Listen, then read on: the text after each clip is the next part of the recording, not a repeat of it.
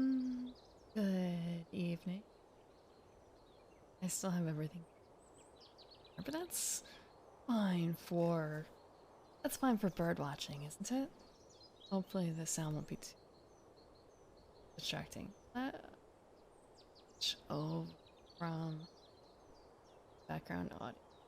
One of those is not a bird. One isn't a bird. One is indeed. I mean, I normally have it set to bird, but how often do we get to bust out the caribou? Same thing with the backgrounds. I guess I could actually force everyone to have the same background, but it is nice to have a way to differentiate. Although I will check real quick what the other backgrounds are like. So we have to choose what they look who are facing off against. Face off against the Easter Bunny. Okay. So there's a bunch of things I don't have because I don't have the European expansion. Not a bunch, but a couple I say. Um.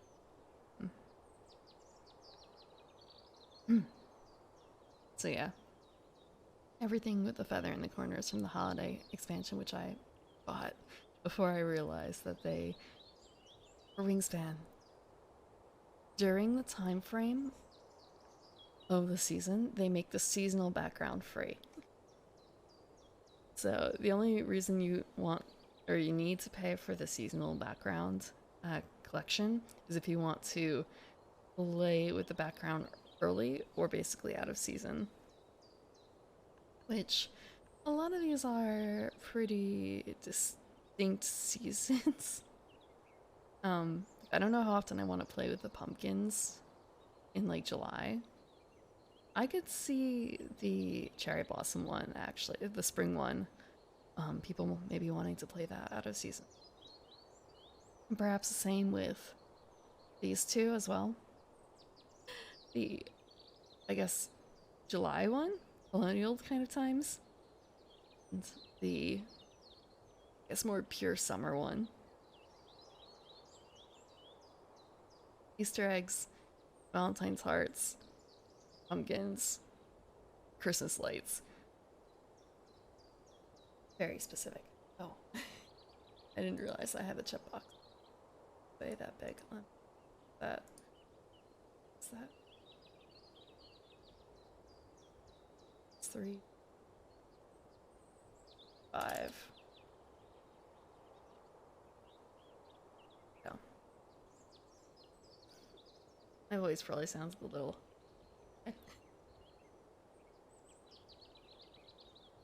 I I woke up again 15 minutes late. I say 15 minutes late. 15 minutes before. Hmm. Okay. Okay. Now we're picking the seasonal background here.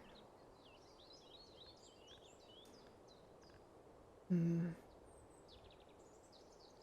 think last time we would say, you know what, let's try the hard.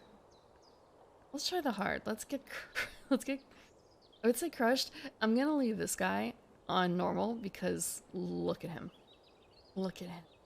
I don't know if he deserves to be a hard AI. Honestly. Actually I'm kind of wondering now, like does she deserve to be a hard AI as well? Like this duck looks inquisitive. He looks like he's got something back there. Looks like he's got a brain. More than a bird brain. But I don't know about the rest. He looks like he's about to cheat. Initially, that made me think of the detective, D'Angelo, a bit. I guess it's the coat. I think it's entirely the coat.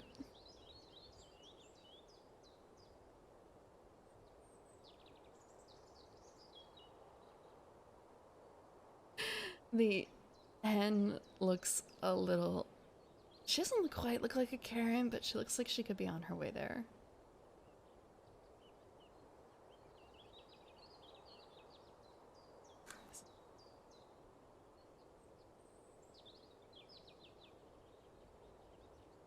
Look out on guard. I mean, he's a duck. Aren't don't usually? I guess they don't always look like that. They don't always look so worried.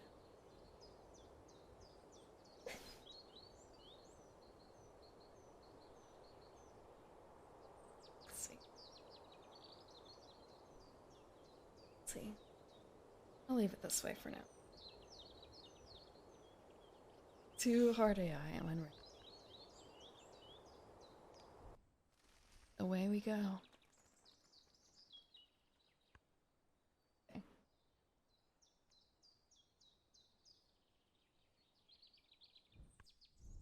So we are last, it looks like. Our last. It's quite I don't know if we had any atmospheric effects like here. Yes, we are bird watching. This is a board. This is actually quite taking long. We are bird watching. This is a board game all about bird watching. There's actually a physical board game too, of which I should check. Did I just get an... No, I don't think I just got an expansion, but an expansion is coming out soon for Oceania.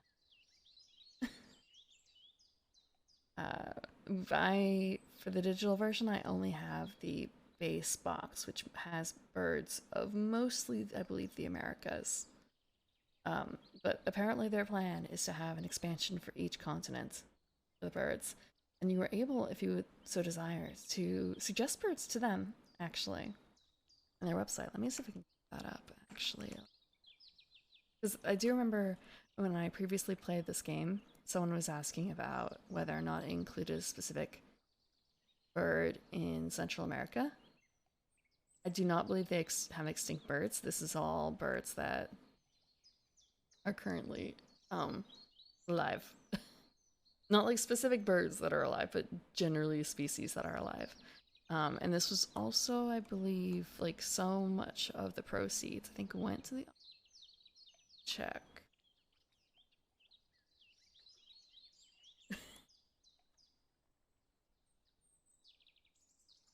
Span is put out by Stonemeyer.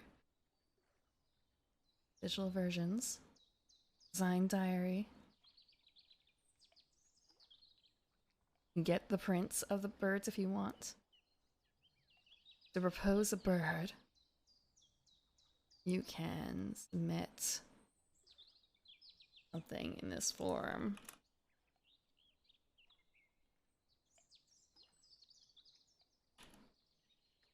It would help if I could spell Stonemeyer. Let me grab that out.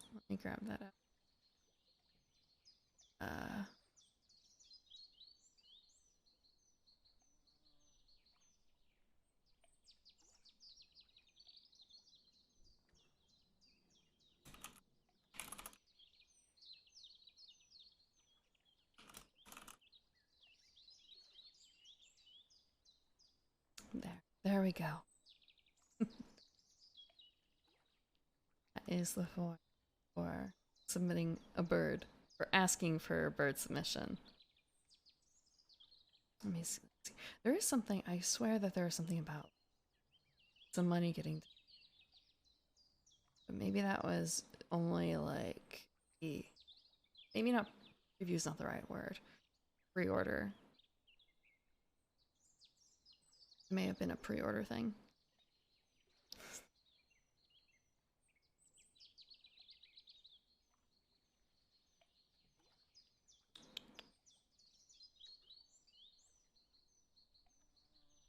It's my first time playing a VTuber, not a PNG tuber. So it's actually a rather well-made board game. Like, there are some other... I shouldn't say there are some others. This has some neat inclusions that can only be done by a digital version of the game. For instance, you're going to be hearing bird noises, for one. The bird cards are actually a bit animated, which is neat.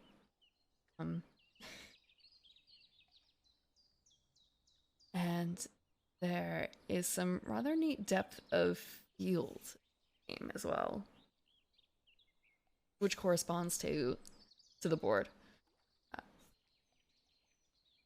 feel like I feel like I do this every time, like the comparison between the digital version and the physical version. That's, but first things first. So the aim of the game is, of course, points. Points comes in many forms. I think it's been about a month since I've played, so I might need a little bit to get caught back up into how it goes. But once I get into the groove, it shouldn't be so bad. Now I'm wondering, like, was it a mistake to put the AI on board for this? Was it a mistake?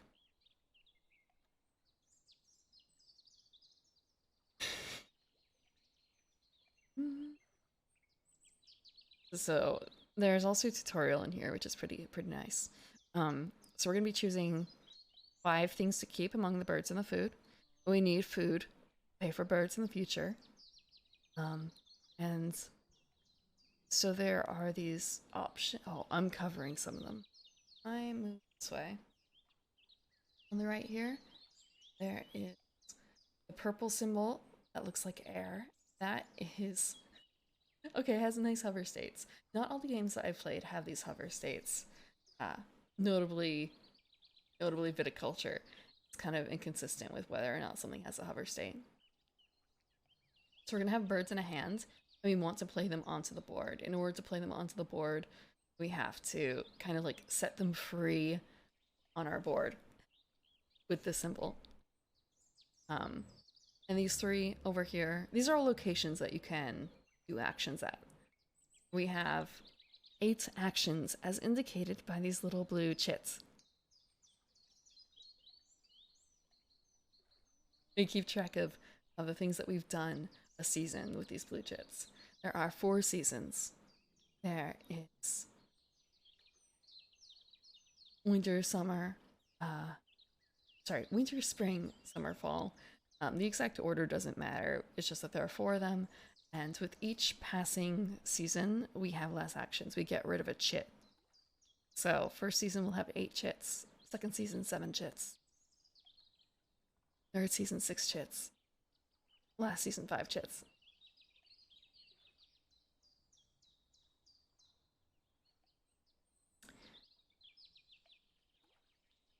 So use those chits to pay for actions, like setting a bird free in our reserve with this action. We can put them into the forest, or like we can use an action in the forest that gets us more food, which we need to pay for birds. We could get the birds to lay eggs, which fuels other things, or we can go collect more birds, which is where we currently are. Let's see, we can do it from here. It's not quite as pretty because the cards are blocking the view. The lake view is the forefront. You can zoom in a bit to the grasslands. And you can see it back here. We can go into the woods for the food. And then we have this, which doesn't get us anywhere. It's more of a like metaphorical place versus the actual physical places here that we get to flip around in and zoom out and in of. So there are a few other ways that we can earn points aside from directly playing birds. So the symbol up here with the feathers is how many points the bird is worth.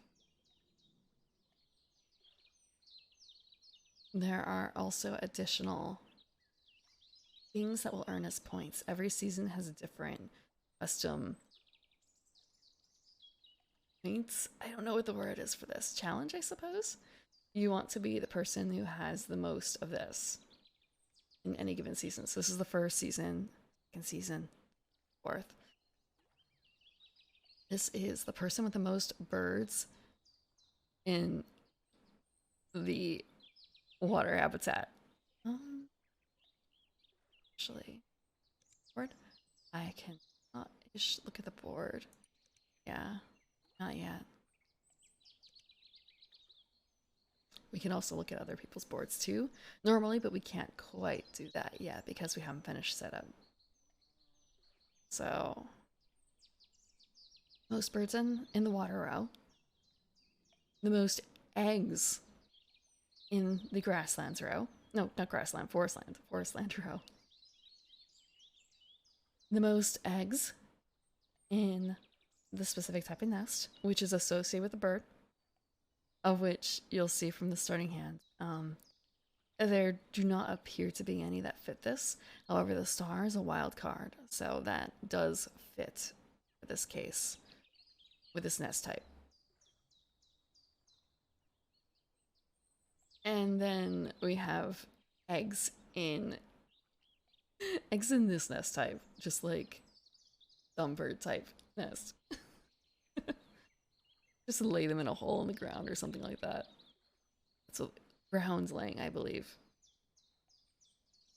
Oh, right. And if we right click, we get to see the trivia on the bird, which I do try and check out. So, to explain each of the bird, or like explain the generalities of the bird cards here. I already covered that the feather is the victory points, which is important. The symbol over here on the left below that is the nest type, which is important in this sort of case, or if there are actions that apply to it down. We have the name of the bird, not nail the bird, name of the bird. We have where the bird can be played. Not all birds are fond of all types of terrain. So some birds are not picky at all. You can place them anywhere. And some will only exist in certain types of terrain. Like what row you can place them in. And what kind of food they like. There's grain, bugs, fruit, prey. And I believe that's it. So we have like actually we have a clear example down here. This is one of each type. There's actually a bird feeder that we're going to be grabbing food from. So it's not really, it's our choice to some extent, but we're limited by what's in the bird feeder. And underneath the bird image, in centimeters, is the wingspan, the titular wingspan of the game, which can be important for certain card abilities, especially considering blocking or predators. So if you see a little symbol that looks like this with a little skull and crossbones, that's a predator symbol. In this case, for this common Mergsanger, not sure if I pronounced that correctly.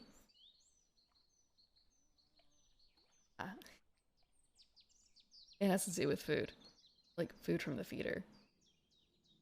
But there are other cases where it might be, let's say, maybe not a vulture. Let's say some sort of eagle. It might be a case of drawing a card from the deck, and if it has below a certain wingspan, then you get to tuck it behind that predator card, and that earns you points. Every card I believe that you have tucked is a point. There are two. Let me double check. Stonemaier is also really nice in that they often have the rules and such available on their website. Like direct for download. And in fact they do, along with all the other ones. And they also have like errata and things as well. And translated rules. How many different languages do they support for that? Looks like Italian. Yes, for Espanol. And I don't know what PTBR is. Let me check. Is that Portuguese Brazilian? Portuguese Brazilian. Looks like that. Okay.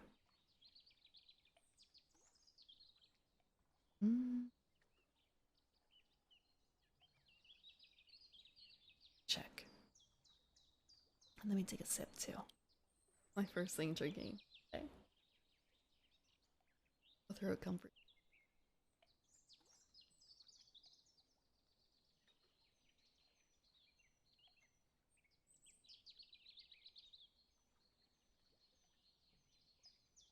Seal it. So, at the end, we're gonna have a scorecard. Things that count for points. The points on the birds themselves that are in the reserve, not in our hand, does not count for anything. Points for bonus cards. Points for end of round goals. We have not actually selected our bonus cards yet. The ones in the upper right corner are the end of round goals. Those are shared amongst everyone, so we're kind of fighting everyone else for those. The bonus cards are individual though, so no one else can compete for those. Hello, Aoi. How are you doing?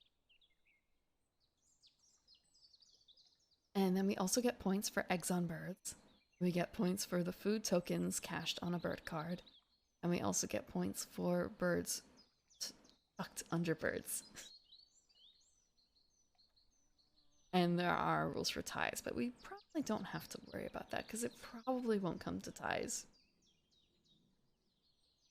We'll also be, I believe, calculating points in between each season round. Season round. It's the same thing.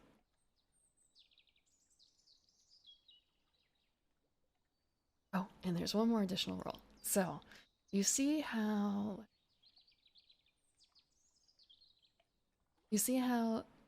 this requires over here, the California quail requires 2 grains. We can kind of cheat with the birds a little bit. Let's say for some reason I only have 1 grain, but I have plenty of other food. I can substitute 2 other food for a grain. I do not believe this is limited. So actually, if I didn't have any grain, if I had like 6 fish, I could just pay 6 fish to cover those 3 pieces of food.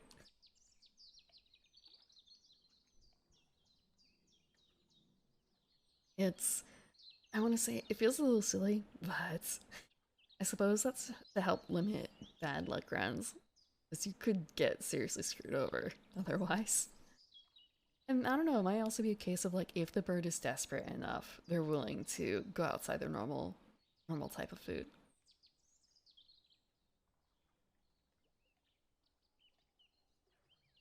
So at the very beginning, we have to choose 5 things. Oh, we do get to see our bonus card first if we so desire, I believe. Unless we're not supposed to skip ahead. It kind of we're not supposed to skip that. Uh, but we're gonna check anyway. And so these are the bonus cards. Again, these are only available to us. No one else has to compete with them. And also it has a helpful little thing about how many cards it covers. So if we try and go for birds that only live in water, it's going to be 3 points per bird if we only have 3 to 4 birds. Actually, is it 3 points per bird? It might be a case of, let me double check. Nope, we only get 3 points. This card is worth 3 points if we have 3 to 4 birds that can only live in water. There's only, I think, 5 slots available. So if we max out the wetland slots, we get 7 points. If we go for birds that eat rodents, they just have to have the rodent symbol on them in the food area. It's 2 points per bird. Looks nice and it's half off.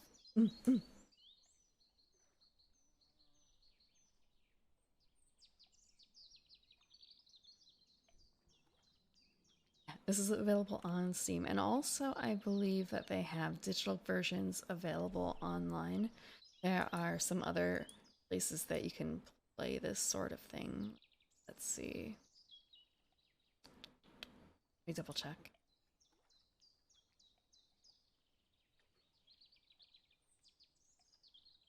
Board Game Arena. You can play this also on Board Game Arena. I think it might be a game that you have to have like a premium account for potentially.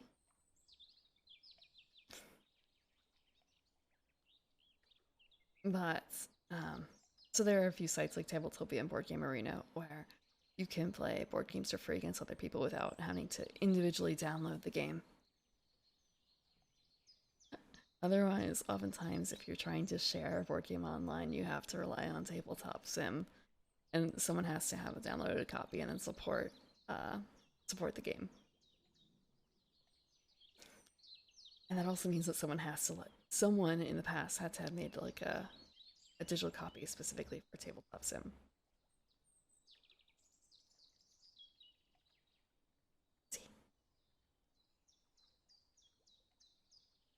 Yeah, sometimes downloaded copies are just broken. It might be a case of they weren't broken one upon a time, but they became broken because links are gone.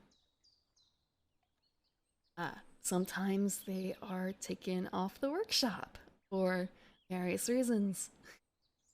Like, let's say you were playing the Darkest Dungeon beta, and let's say they came out with a professional version of it. This is completely legit, mind you. There is currently, I believe, some groups use the workshop for putting out like beta and alpha versions of their games before they publish them for playtesting purposes. But let's say they finally publish them, they put them on the marketplace, the TTS marketplace for like 10, 20 bucks or whatever. They're probably going to get rid of the free workshop version, you know? So I believe if you have it downloaded already, you get to keep it. But that's if you didn't download it before then, you're out of luck. I have a few games that are like that.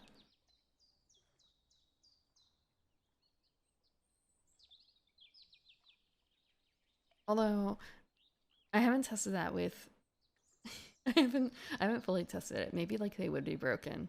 Maybe the links would be broken.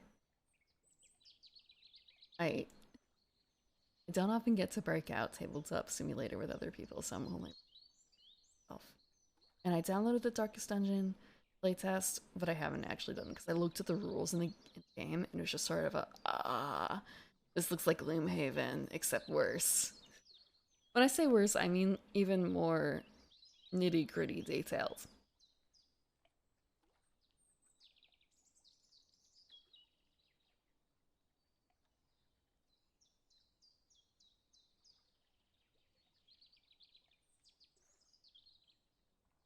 I kind of am feeling doing Rodentologist, board game adaptation. I don't know how often that actually really comes, I guess.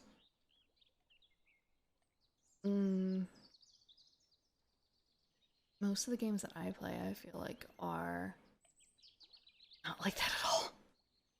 There are a few that are kind of like edging in that territory. Like I do have Betrayal, Baldur's Gate, but like that's more of a theme setting. And honestly, it's more like tabletop inspired, of course, because of that. But the thing is, for the Darkest Dungeon, oh yeah, you're the computer for all the maths. Yeah, yeah. Some groups make that part of their game. I saw a thing about the campaign for North Africa and how it's a very detailed simulator, I suppose. It takes a very, very long time to play. A very, very long time. And people were just pointing out, like, if it were a video game, though, if it were a video game, you can cut it down. You can make it quick. I think we're gonna play Rodentologist. And I would say that actually, except now I'm looking at it and like none of these starters call for rodents. They weren't lying when they said only 14% of cards versus 27 who can only live in water because we have two here that can only live in water. You don't have the sufficient bromance to play a board game for 12 years. I think I know some people who uh, could have done that. They could have done that. I don't know if they, in fact, have done that. But they. They had some multiple year campaigns going on. I think they might still actually have some campaigns, even like after. It's been more than 12 years that I've known them, I should say. It wouldn't surprise me. I don't think they've ever had a single campaign going on that long, but I think they could probably get away with something like that. That was the group that played GURPS. So they're already used to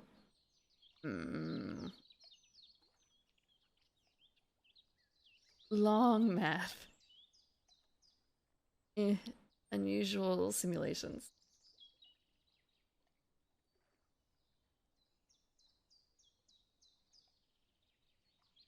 So we want to. I think I do want the quail. You hear a little bird noise. You click on them. Another thing about these cards, so they have abilities on them here that are played. Okay, good. These abilities, when they're in brown, that means that they activate when we put a chit in that location. So if we were to place this bird in the forest and later on go to collect food in the forest, the quail would use its brown action. Feels weird to say brown action, but like that's what it is. They call it a brown power, I believe, or something like that. Like I think of it's like bird poop. When they don't have a background, it's their action happens at some other point. In this case, it's when it's played only for the Atlantic puffin. Oh, and one last thing. So the thing at the bottom is the number of egg spots that they have, like the maximum number of eggs that you can put on them. Remember, the grasslands is where you go lay eggs, and eggs are points. You also use eggs to fuel actions. You can't see it here because the bird. Oh wait, I was gonna say the birds are covering it, and you still can't see it. You still can't see it. But now we have a better look at the look of it all. Look of it all. That box is moving, isn't it? The box is moving. That's a little creepy. I wonder if something is nesting in it actually. But yeah. So they kind of incorporate to it. So we have the pond for finding new birds. We zoom in a little bit to the grassland. And go a little deeper.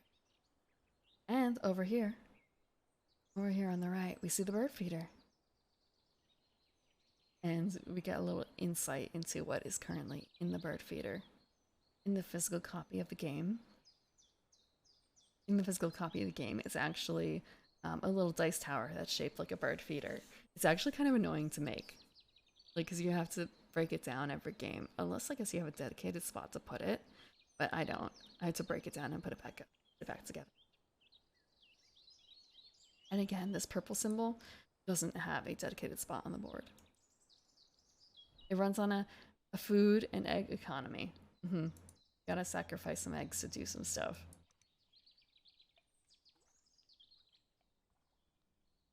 It's not the worst thing. I mean, just thinking, I saw a video earlier where it was I think it was a heron or something like that, that had, I think, 4 chicks, and it took the weakest chick, and it just dumped it out the side of the nest. This nest was high up. This nest was high up.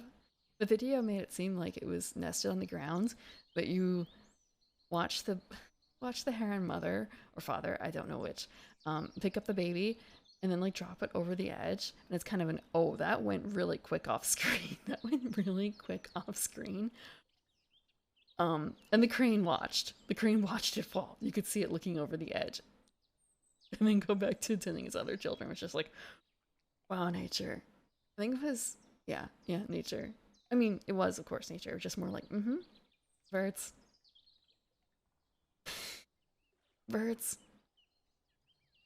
They're not to be trusted.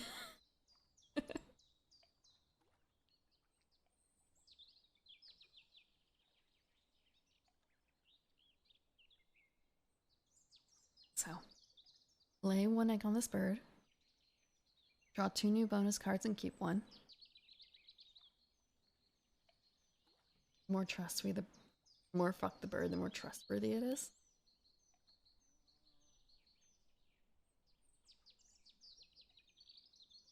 What about like kookaburra? Is it kookaburra? Maybe it was storks. Maybe it was storks. All I know is it was a big bird. It was a big bird with like a... Oh yes, I guess it was storks because people thought it was really funny with the whole like, hey, storks bringing babies, and look at this one just tossing the baby out of its nest. Hello, Chiquito. How are you doing? I want to say it was probably what nature's fucking lit. So we have a when activated power for grain.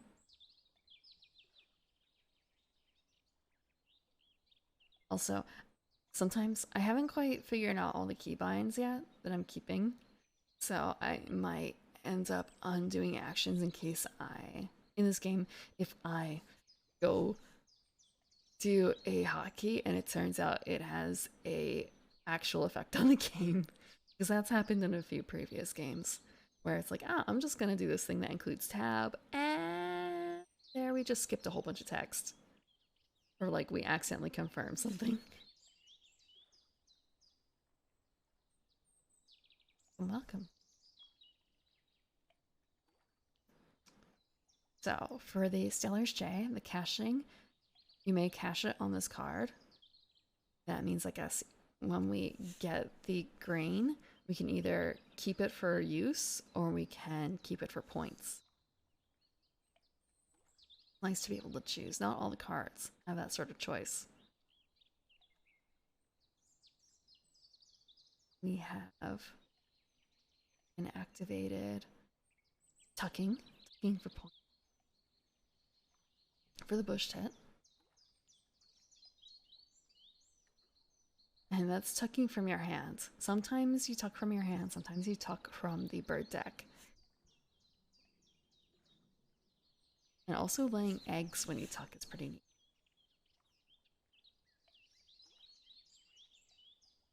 The last one.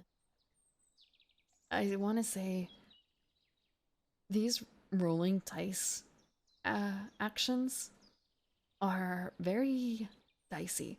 I have gone in on those because those were my best option in previous games, and I have gotten fucked over so badly by them. I don't trust them. I don't think I'm lucky enough for it.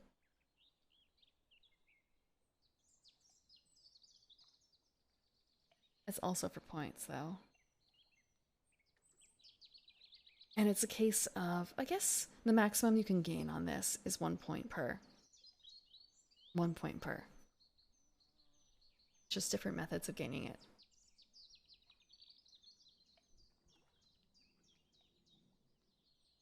We only get like 5, and we also have to strike a balance here between cards and food. So this is a builder game a bit. We're building our reserve of cards. We're filling it with exotic birds. And I guess some not so exotic birds. Like, I don't know if the common mercancer is like super rare. Oh, I'm gonna flip over to the trivia real quick. So, actually, I thought that they had in here the locations of the birds as well, but I suppose not. That might only be the physical edition. Let me check.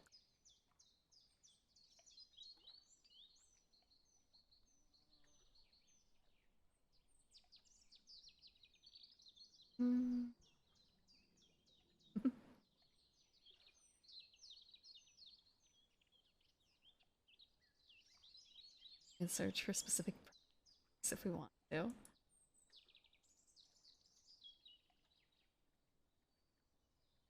Update pack card. Okay, so the actual cards have the locations on them or where they live as of the time of printing, the known regions. So in some cases it's a more generic region, like they're found in North America. They're found in North America and uh, Africa and Europe and Asia, but not in South America and not in Australia or not in Oceania, that sort of thing. Or they're only found in North, Central, and South America. So we don't get that information here. However, we still do get the trivia.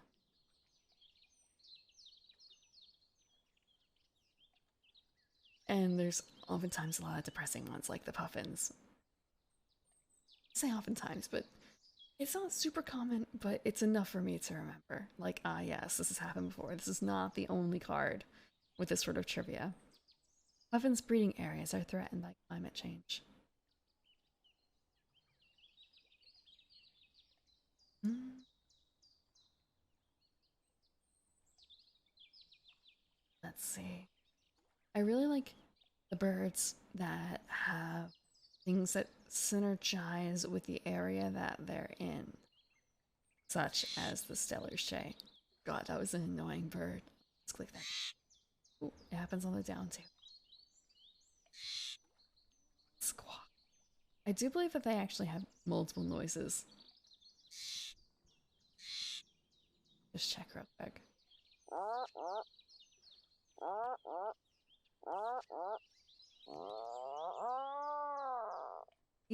There were two noises in there.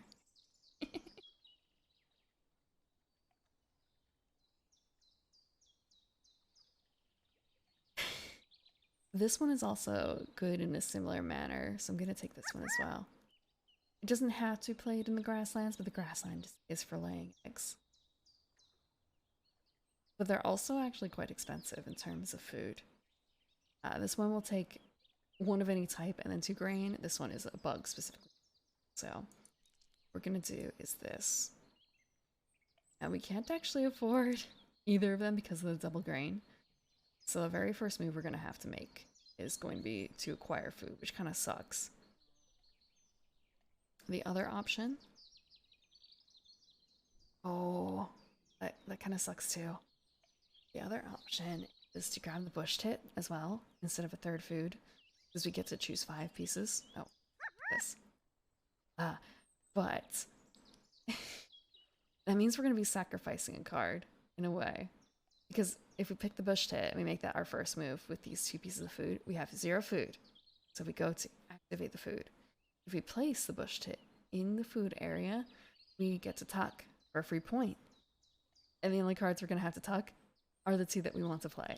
So, like, it's more of a case of, we have trash birds. We have trash birds.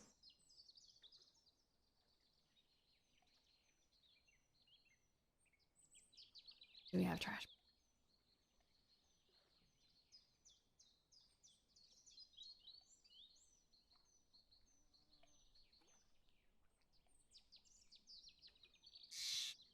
I am actually going to do this.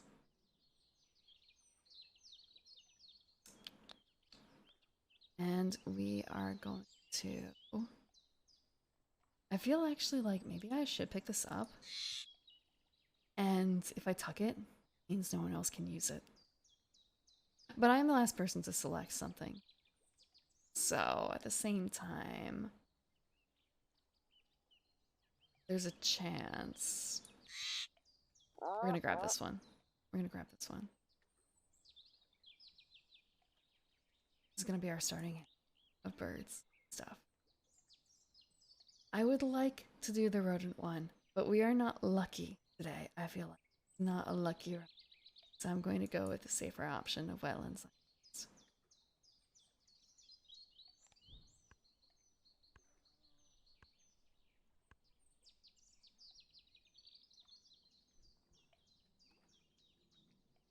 As you can see here, they don't point out the number, but you can see it looks smaller. Very subtle.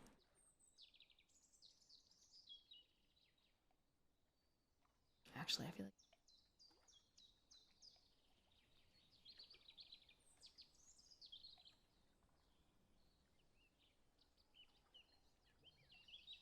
this.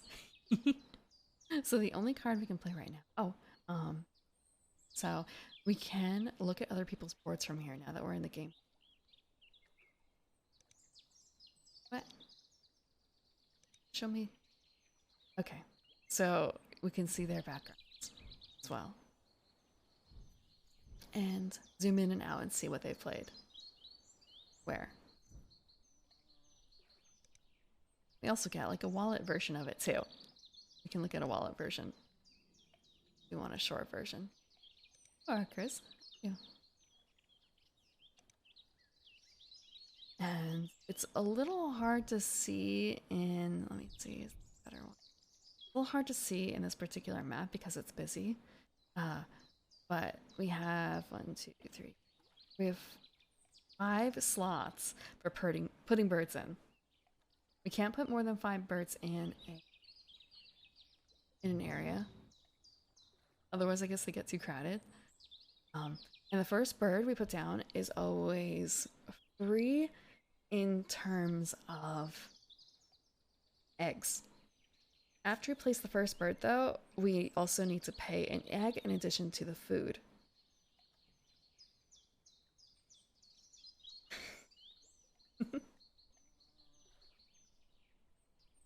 One of your favorite games right now? Oh man. I wanted to play it for the backgrounds. It's a very well made game. It's a very well made game. Both the digital version and the physical version. Although, with the physical version, it's really funny that, so the physical version has eggs in it. And they are approximately the size and shape of Cadbury eggs. Also the color too. They've got that kind of pale look, pale pastel look to them. They don't have that like kind of slightly speckled look nearly, but they're kind of close. They're kind of close to Cadbury eggs, which is a little, yeah, they look like edible candies, which is a problem, I guess. It's a slight problem. So they actually put out an expansion thing,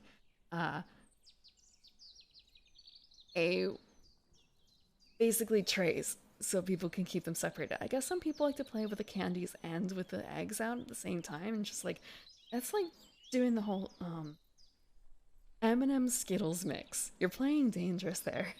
You're playing dangerous.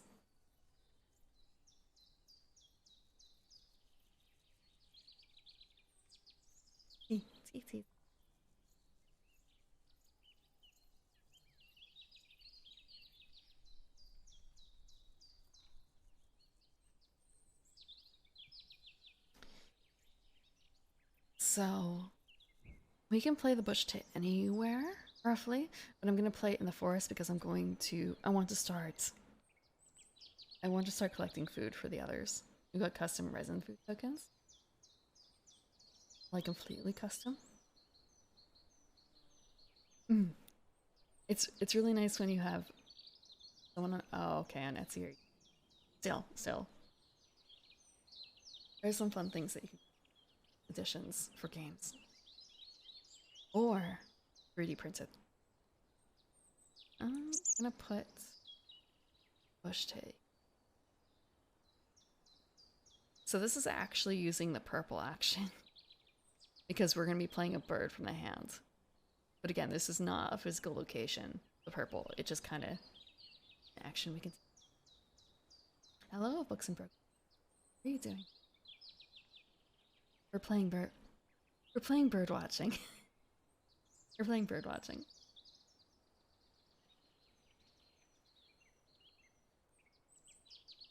Thank you for the follow, Milo.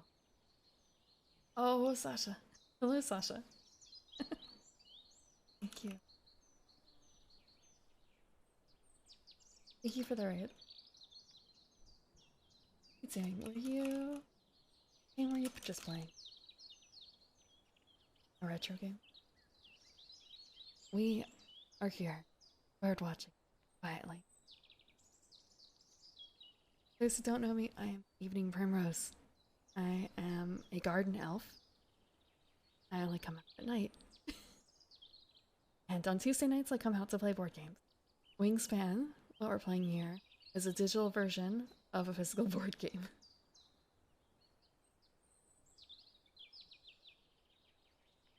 The only thing the IRL version is missing is the beautiful soundtrack. Yeah, I turned the soundtrack off and I just listened to the birds. I wished it was showing. Shh. Oh, you can't hear the shush. Shh. Shh. You don't have to point that out. You don't have to point that out. Thank you for the follows. Yandariela. Lupinoni. And yours truly.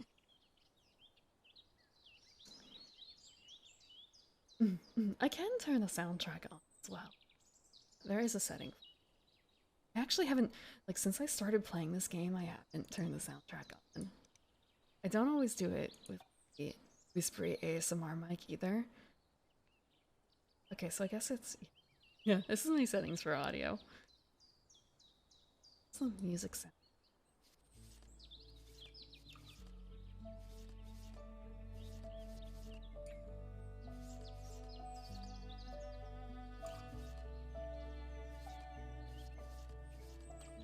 We can put it on.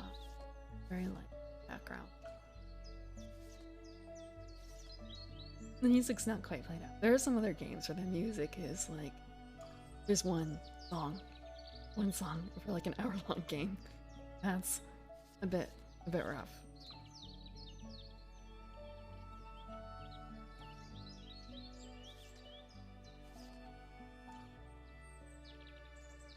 Oh, a bit quiet? Okay. I can turn it up a bit. It looks like I'm a bit... I'll move it to this. I think this is going to be a little bit better. I kept the ASMR settings from yesterday, but I guess it seems like it shouldn't be doing it where OBS is interpreting different. It seems to be putting it at a different point. It seems to be putting the like limiter at a different point.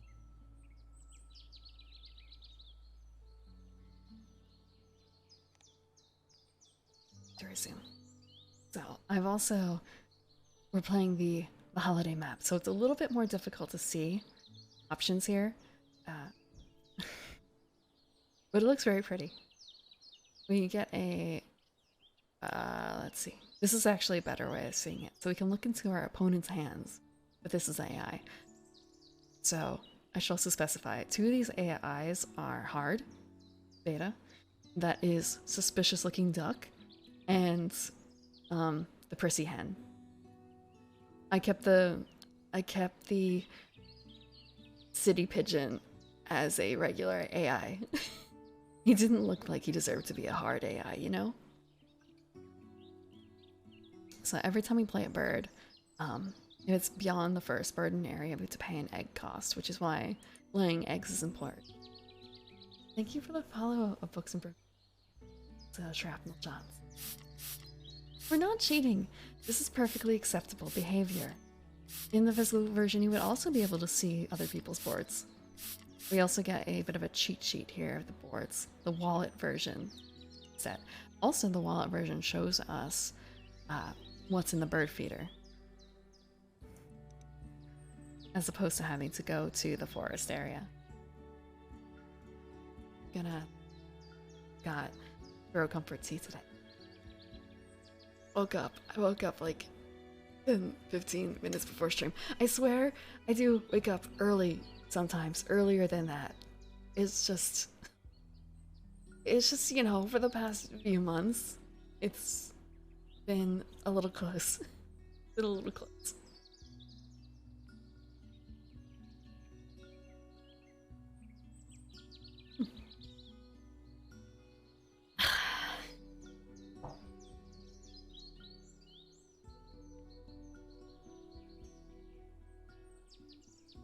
I have to remember.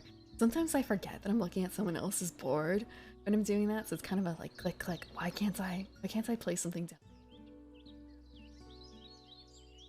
Automata is always tough. I haven't actually played with the board, like the physical games, Automata. I think it's Automata. And I think that these games do make a differentiation between playing AI versus the automata. I honestly don't know what the difference is. I'm a little afraid to ask. I'm a little afraid to ask.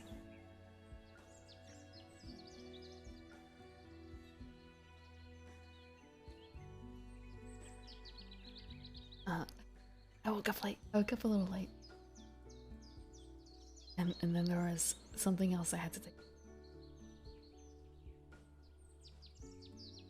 I still have to later this week. Oh, it's different AI scoring. First is this. Scoring here. We're going to be scoring for points of the birds that we have played in our hands. Down here is the hands. This is the board, or one part of the board. Also for eggs that are on the birds at the end. Also for the value of the bird. I already said the value of the birds themselves. Cards that are tucked under the birds. And food that's attached to the birds. Again, not in our...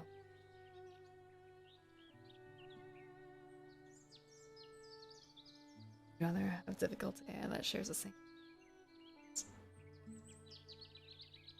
I could see that. Hello, Boniface. How are you doing?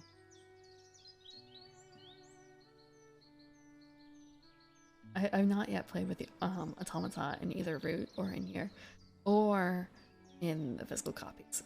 I have a group that I play physical copies of games with from my library, so I don't usually have to rely on automata. And we also don't mind pulling out a game and not quite finishing it, but like just getting a hang of the rules. It is very cute. It was very hot to get back when it was released in, I think, 2018. I remember a friend trying to hunt it down at PAX Unplugged that year. Okay, so we're gonna play the bush tit. And we have the food in the hands to pay for it. Once we do this, we can't go back. And it has a cute little animation. If you want prints of any of these birds, these are also available, apparently, on the Stonemaier website.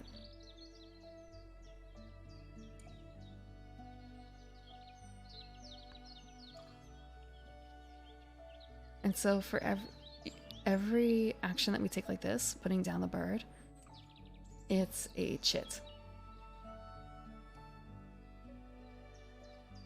It's basically keeping track of the actions that we've taken.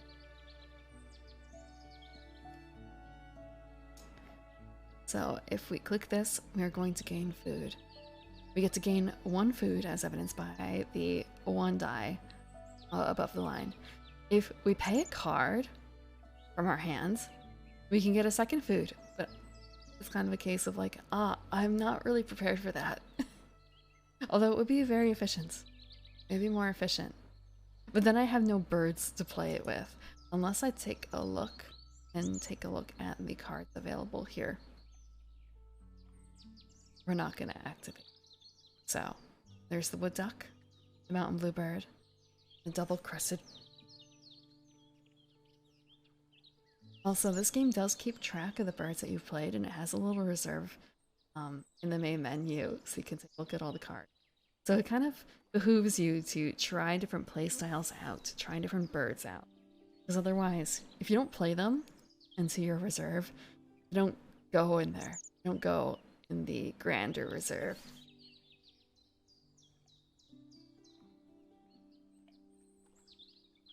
Now I feel a little bad for picking the waterway one and not the rodent one. Not that any of these are rodent eaters. What I'm talking about is, at the beginning we got a choice of bonus cards.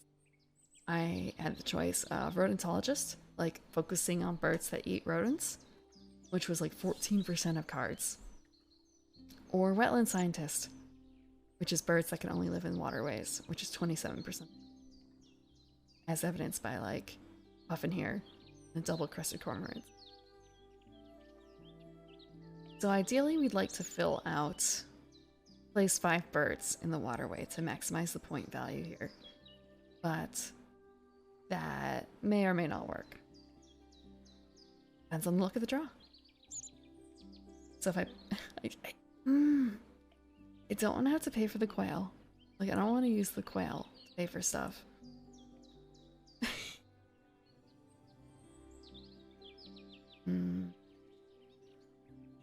Also, I swear in person, I can play this game a lot faster. I don't normally take this long.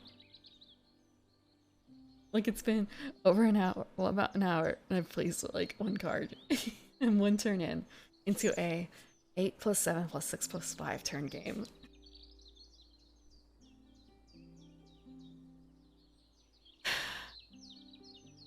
Okay. I'm gonna gain food. Alright, there's an additional rule. So, this is to, I guess, prevent like super unlucky streaks. If only one type of food is showing in the bird feeder, you can reroll for free once. And again, the hover tooltips in this game are really good. So yeah, it shows when all the bird feeder die are showing the same symbol, you can reset it. You can free reroll. And we don't need berries. We're gonna do that. That's a lot of mice. That is a lot of mice. Okay.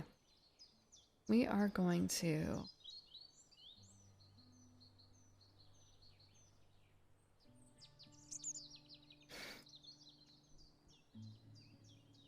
What? Just take this, and it's kind of a case of, do we... I'm only gonna take the one. I'm only gonna take the one. I actually feel like bug is harder to come across. Bug is a little harder to come across. I feel like grain pops up a lot. Actually. So there are dice in this bird feeder. Like, there is one. There's 5 symbols here, right? And we don't have an example of it here, but the 6th symbol on it is a dual symbol. You have a choice between bug and wheat. Bug and grain, I should say. It's not wheat specifically. So it makes some more common symbols than not. But we're gonna choose the bug. Like, I guess it's just as common as the grain, but feels a little bit more different. It's always a little scary playing a board game for the first time. You always say wait too. Yeah. Just thinking, I guess when you're talking about it out loud in a group, aside from the like initial explanation of the game, you don't really need to talk about what you're doing. We're gonna tuck this card. Oh, we're gonna tuck it. Goodbye, Puffin. We're gonna lay an egg. I understand, I guess, why it's a choice, but like there's no reason to not lay an egg. I don't think there's anything bad about laying eggs. And it's kind of relaxing too that they actually have little timers for each person to go through.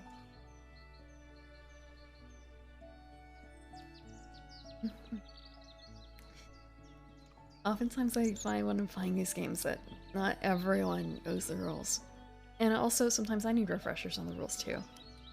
Again, it's been... The last time I played this game was probably about a month ago. So it's been a little while. There's a lot of games that might only get played in my fiscal group like once a year or so, so we always gotta like... The first game... It starts a little slow, you know? But it ramps back up to speed eventually.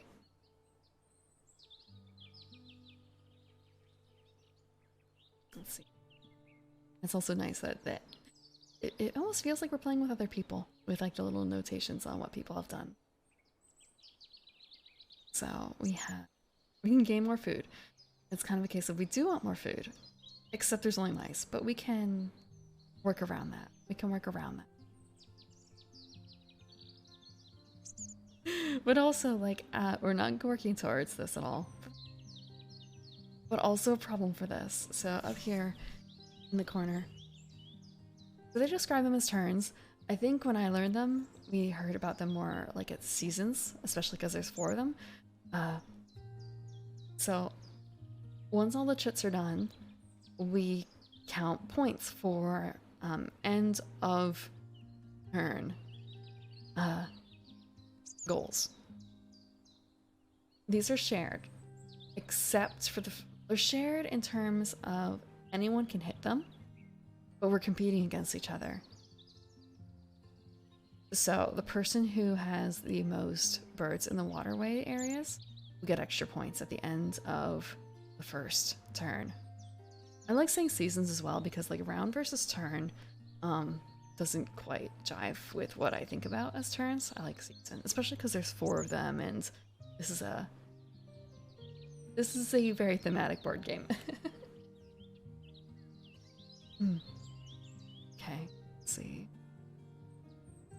So we're not really working towards, like, these are directly tied together and I'm not working towards it at all. This is also the longest season. The game will get shorter and faster as we go along.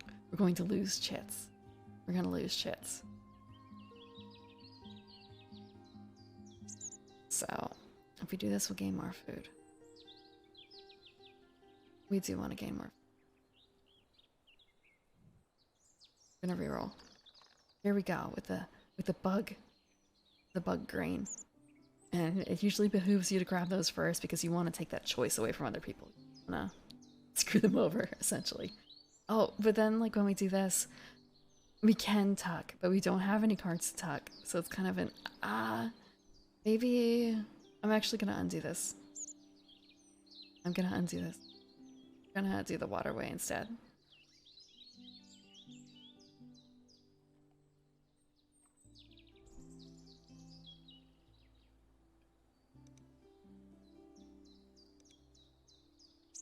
Yes, yes.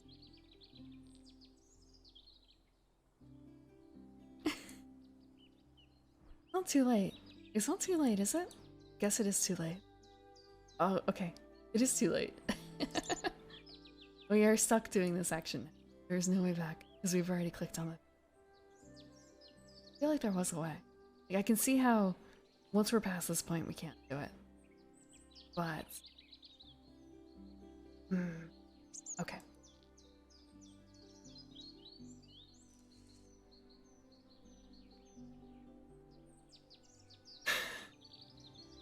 We have made our nest.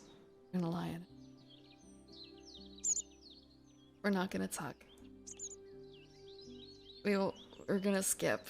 It hurts a little bit, but I want to be able to do the egg laying thing. And we still can't even afford this bird. I'm gonna go to the waterways next. I'm gonna go to the waterways to pick up some junk birds.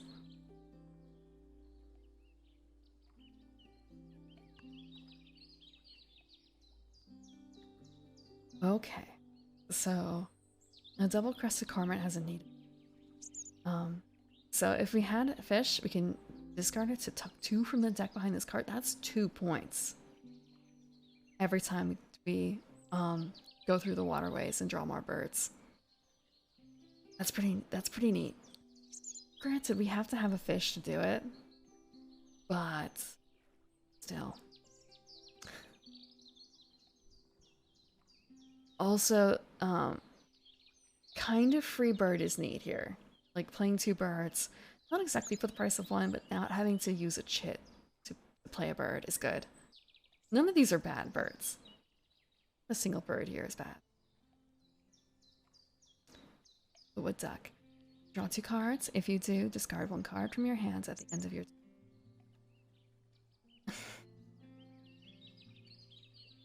Okay. I think we might actually want to go with this one.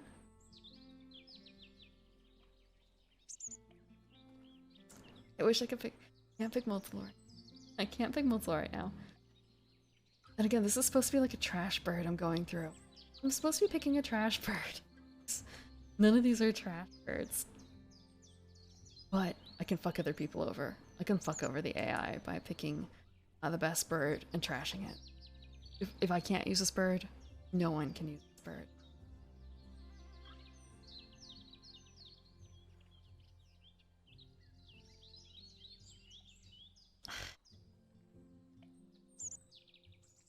Actually gonna trash this one because I don't want them to have access to this.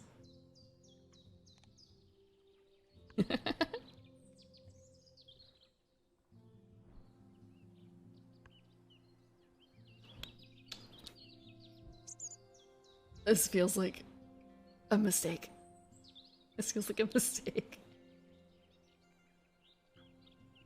But I want to say, as long as I learn a lesson today, it's worth it.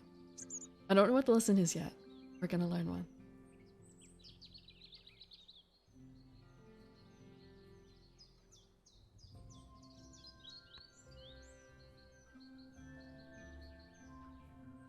It was so cute. Normally I don't play as the caribou, as the reindeer.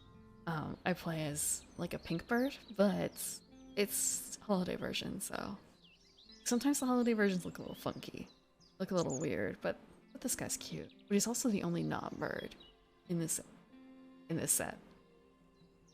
He's an imposter.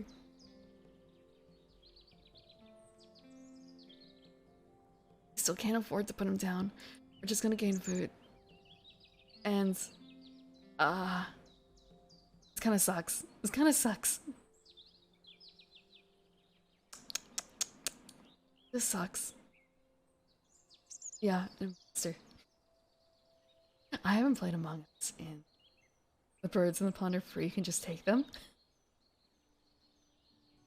Just thinking. They cost a chit. They cost a chit. They're not like 100% free. It's like throwing bread into the ponds. But they're not quite free, unfortunately.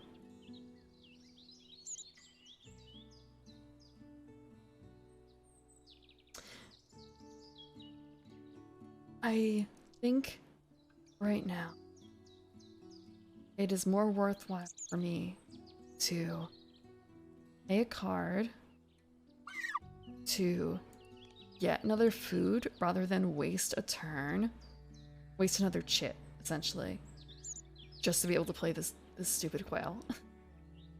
I'm gonna do that. I'm not gonna tug. I'm not gonna tug. I'm gonna skip. This is bad. This is bad. Don't play like I'm playing right now. Don't play like I'm playing.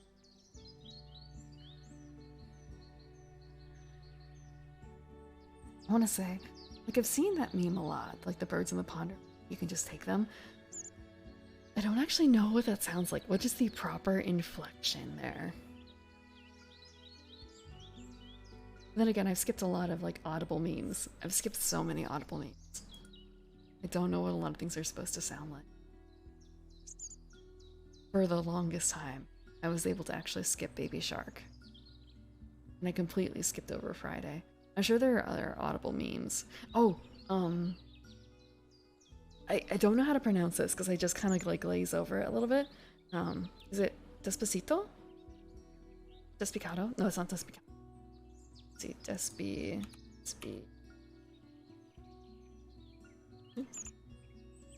Despacito.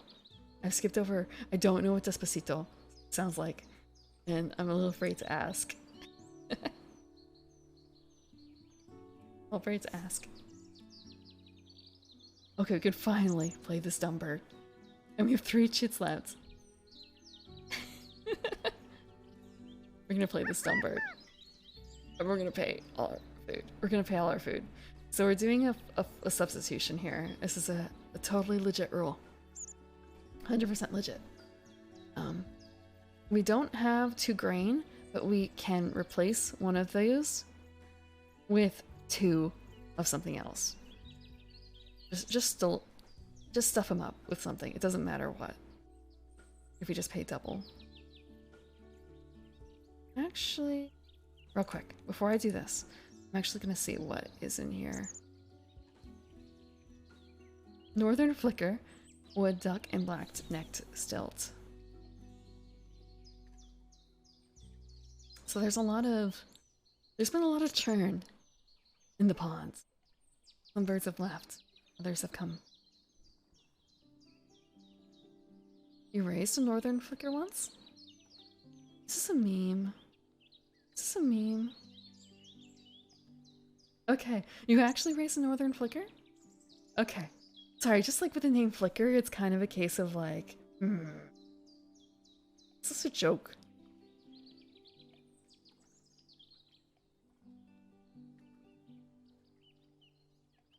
I feel bad. So I'm not a boomer, I swear. I don't 100% have a mental image of what Alex Jones sounds like. I've kind of skipped over that. Please excuse me, please excuse me. I sleep a lot. I sleep through a lot of memes. I sleep through a lot of things. I don't know what it sounds like. You volunteer for a wildlife rehabilitation organization? That's so cool. So cool. So you actually have, it's not like you're not like your backyard raising something, because like I have some friends who had some backyard animals that were a bit well, how to put this, I'm not from an area where this is common, but like having a friend who talked casually about like, oh yeah, we had an alligator that lived in like the ponds on my farm, and it's just sort of like, excuse me, what?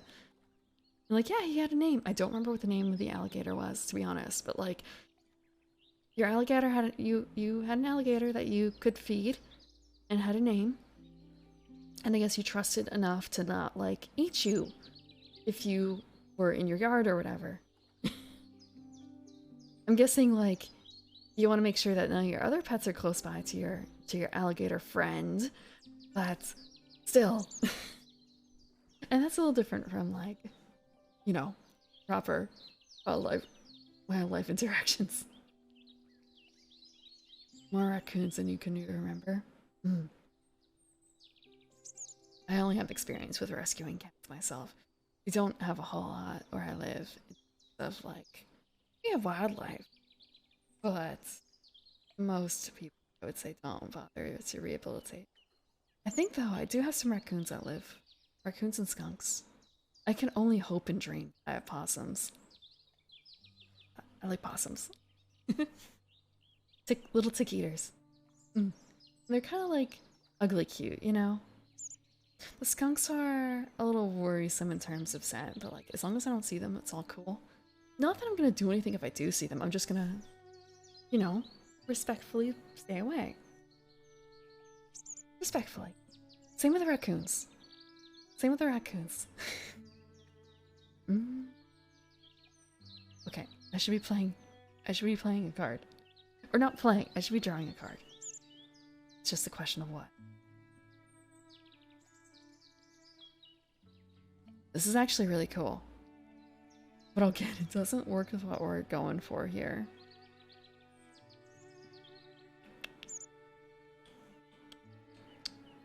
This is only a one-time too, which kind of sucks. These are both one-time. Oh, yeah, okay. Only when played. Only when played. Ah.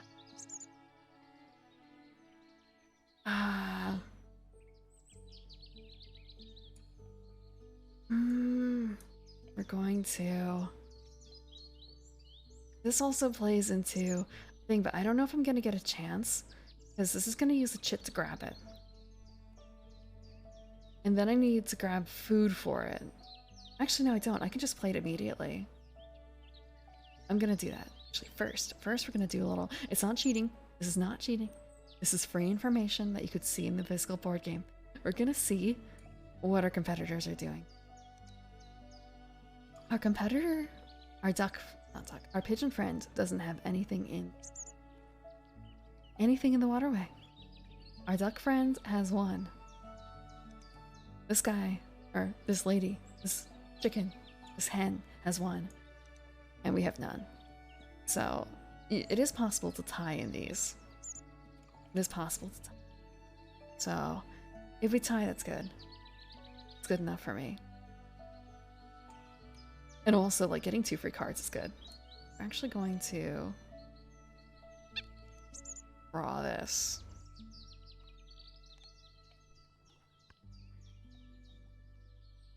Cheating. It's not cheating. I will say it is interesting. It's nice playing digital versions as well, because if you do mislearn rules in the physical game, it tends to get glaringly pointed out. Because I learned that during every playthrough that we have been playing an Irie rule improperly.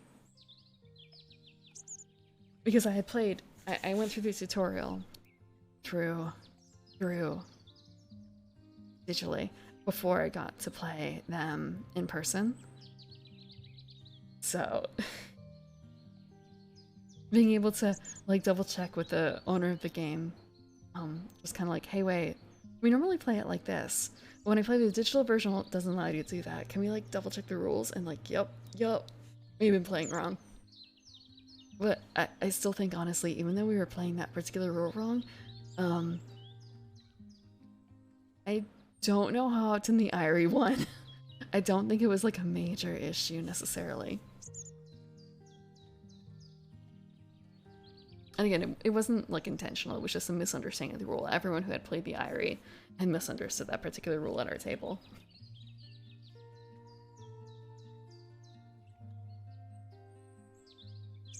Oh, thank you. Did I miss this? Thank you, Shrapnel Shots, for the follow. Still here. Still here. Okay. So what we're going to do is we're actually going to play this bird right away. And we're going to pay the food.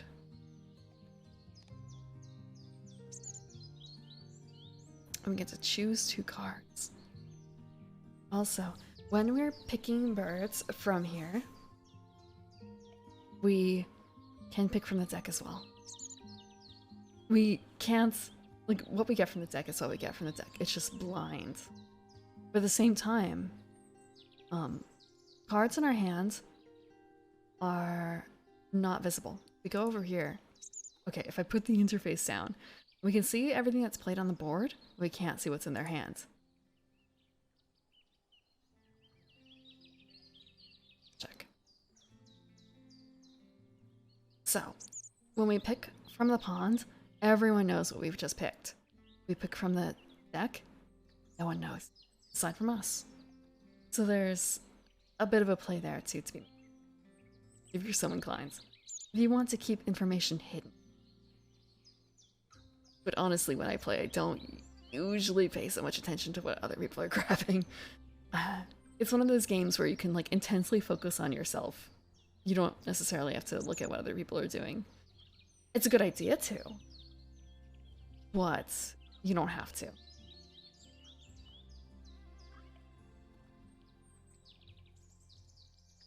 Okay, so this is the Greater Roadrunner is one of those examples of cards. It's a predator card that relies on Wingspan, the titular Wingspan. So Wingspan is down here in between the 2 little wing symbols. And I've had terrible luck with Wingspans. I once had a big predator where you needed birds under like 100 centimeters or something. Like you would draw from the deck, and if the bird was like less than 100 centimeters for Wingspan, you would be able to tuck it. It never got to prey on anything. And another one where it's like, hey, if you draw a card that's under like 25 centimeters. Again, did not draw at that time. Anything that really fit that need. So I tend to avoid those because I'm not very lucky when it comes to that. Open your hand. No, opening your hand is a trap. Do not do that. Do not do that. I'm trying to remember, is there any? There's no way to have a Riichi with an open hand, right? Like once you open your hand, that's it. No more Riichi. I'm just making sure that there isn't an edge case, because I'm pretty certain that, like, under most circumstances, you can't do it. Oh, actually, I guess, does it really count as opening your hand if you get a con?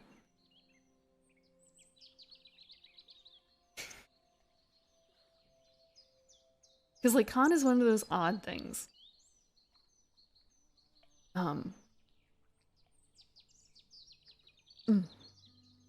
You see button you press.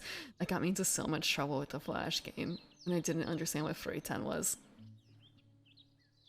Those are closed? Okay. Just more so, I haven't played Mahjong in a couple months. I used to play quite a bit against AI in my spare time. This con is closed for a reason. Okay. I just couldn't. It's one of those cases where like it doesn't really come up very often necessarily. Where, let's say you start with 3, and you happen to draw the 4th. It's kind of a, does it get set aside?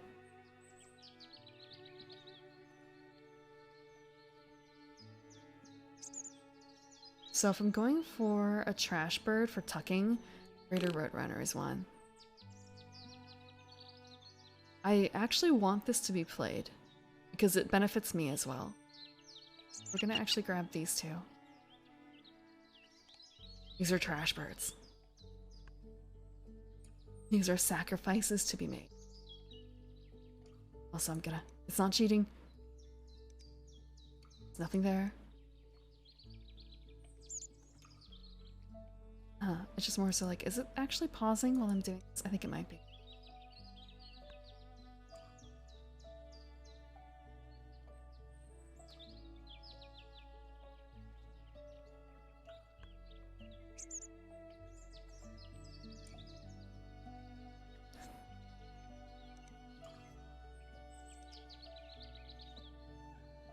So he has nothing there. He has 1 bird.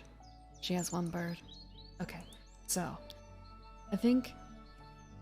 Actually, hold on real quick.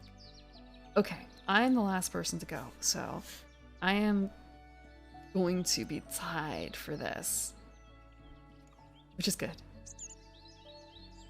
So all I'm really going to care about, I think, is getting a little bit more food. This feels so inefficient. I'm gonna get food. Oh. We're gonna grab a wheat. I'm also going to trash a card. Or another one. And it's kind of a case of, yeah, let's do this. Oh, I need this.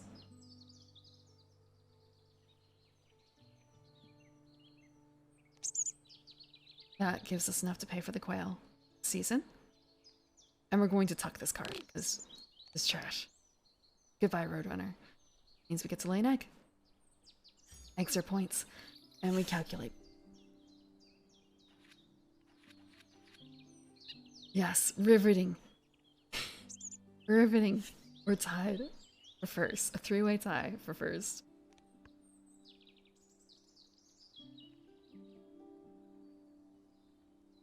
Let's see. We haven't refreshed yet.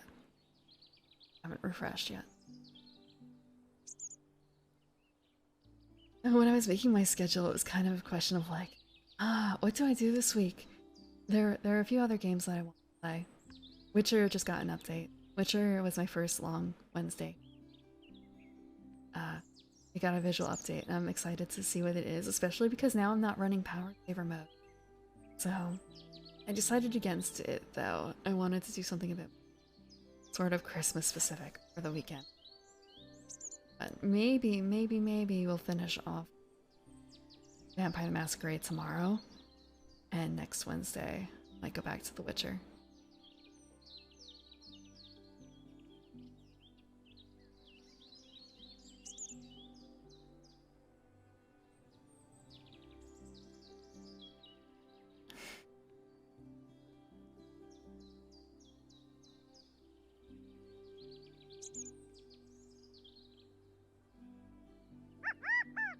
Just a little quail noise.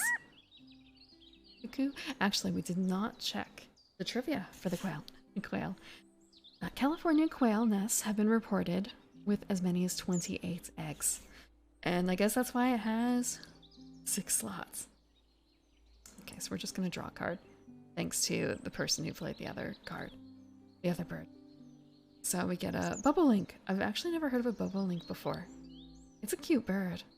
The name is kind of funny. I kind of wish I could see where it's from.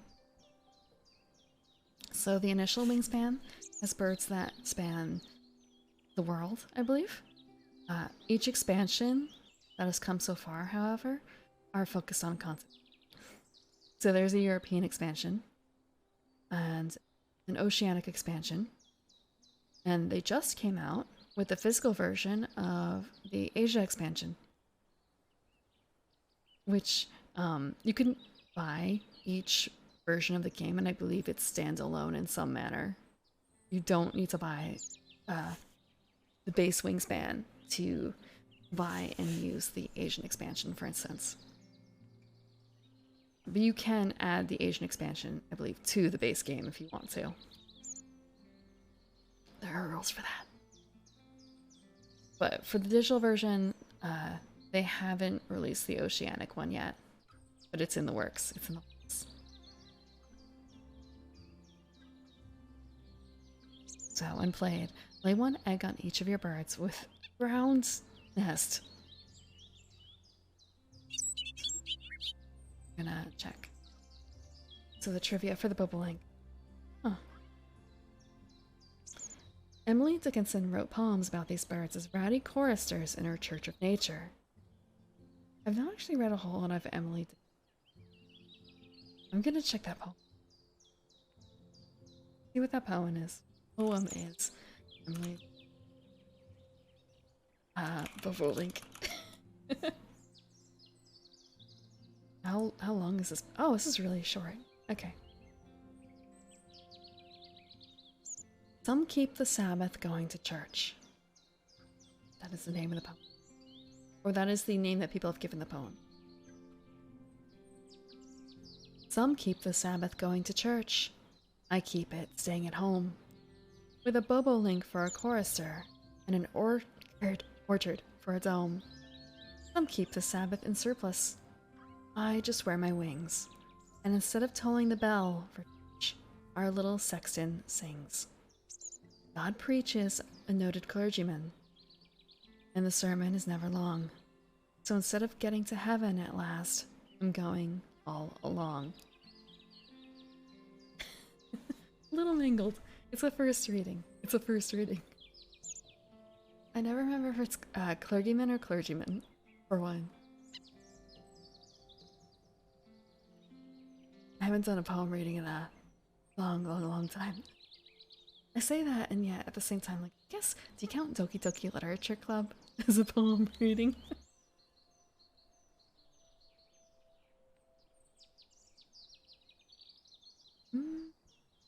Wait, do we get to draw a second card?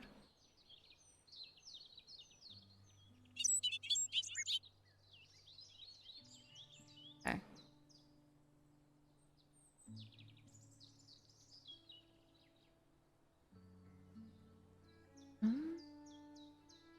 Sorry, I'm a little lost here. Lost track of what I was doing. Clergy? Okay. Do I? Oh, okay. Excellent. Making sure. So, again, like, I could play this. I could play this. Here. I have the stuff for it. It's actually the same stuff. Oh, hold on one second.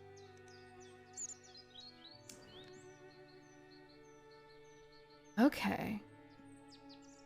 That's more powerful, in a way. So, when played... Oh, this is only once, so I might want to actually... I'm going to save it, because I want to play this after I play the quail. We want to build up these funny little nests first. Also, I don't want to say we want to save it for this, but like, so this ties in. This ties in. We are going to play a bird here. Oh, no, I don't want to lay eggs. No. I was going to play a bird here. And we're going to pay that food. So far, we haven't had to pay eggs yet. But if we want to play a second bird on this in this area, we have to pay an egg. The cost is in the brown up above.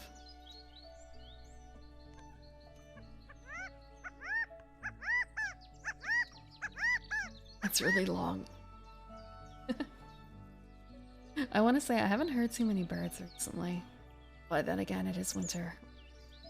What I have been hearing, what I've been waking up to, unfortunately, is I don't know what the word is. Is it called shinglers? Just workers who are working on a roof. Men who are working on a roof, mostly. Just... tap, tap, tap, tap, tap, tap, tap, tap. Someone must be getting roof work done. It's really frustrating.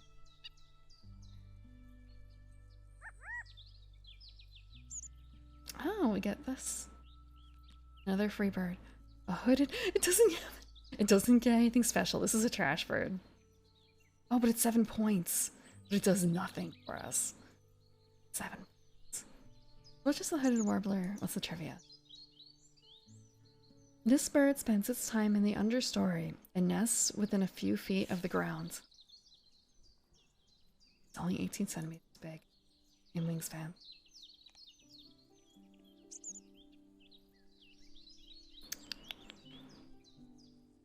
Trying their best. Their best isn't bad, it's just only 7 points. It doesn't help us build. It doesn't help us build the engine of the reserve.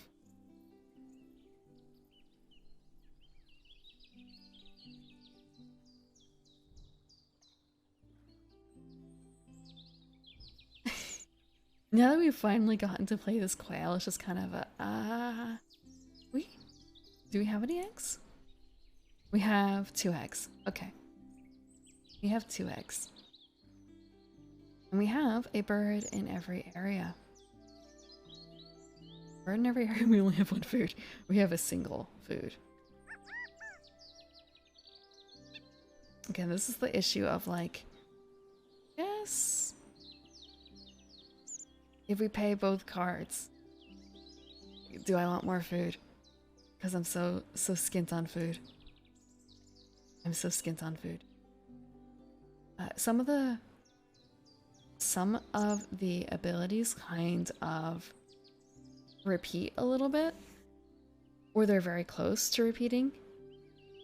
So just because I say goodbye to the bubble link doesn't necessarily mean that it's going to, we're not going to see this ability again.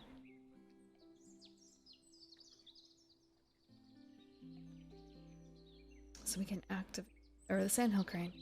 Discard a grain to tuck 2 cards from the deck behind this bird. But again, we have to pay a grain to do so. Forester's turn. Draw 1 card. If you do, discard 1 card from your hands at the end of your turn. And the Great Crested Flycatcher. Gain an insect from the bird feeder if there is one. I feel like any of those could be a little bit trash. The Forester's turn is actually good as well because star, the symbol below the points, is the type of nest it has, and the star is a wild card, which covers both cases. I don't know the name of this nest type, honestly. Let me check. We don't get a name. Sticks on ground. Or like, no, it's not sticks on ground. This is probably like building a physical nest, like a pile nest on a platform. And then we just have like ground nest. Probably like not quite buried in a hole, but yeah, a little bit buried in a hole.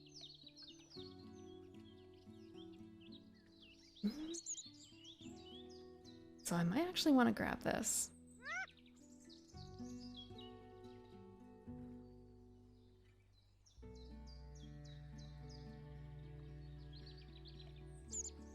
So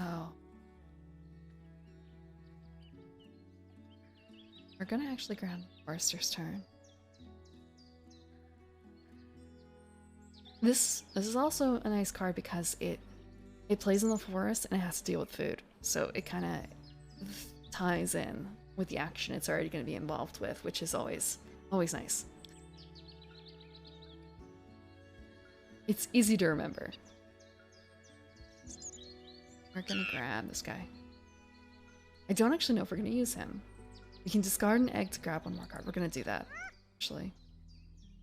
And we're gonna discard from here because these are all the eggs we have. This is how we use eggs to get more stuff.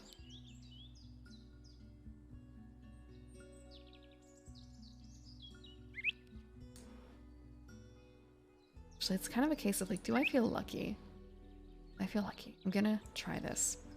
California Condor. Draw 2 new bonus cards and keep 1. It's only worth 1 point in the end. And it doesn't take any food. Wow. That's really rare, actually, not taking any food. But it's only a one-time ability. Draw 2 new bonus cards. Bonus cards are the ones like the wetland scientist over here. So. And it's also 277 centimeters big for wingspan. Ah, it's really big. It's a really big bird. How much is that in feet? Do a quick check. 277 centimeters. Let's do inches and feet. That's over 9 feet. That's over 9 feet.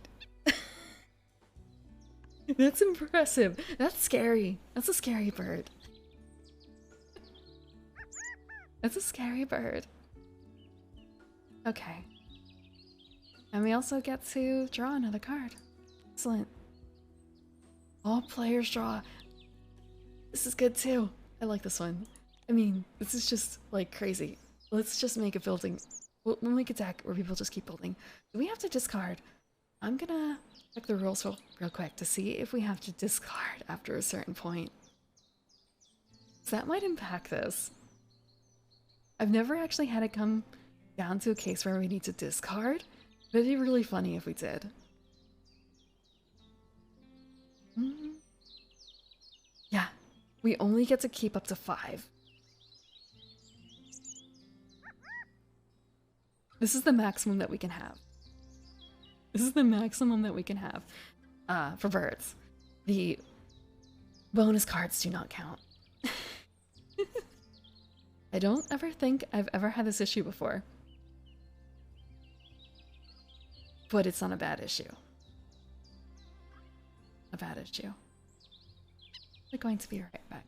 Here's something I have.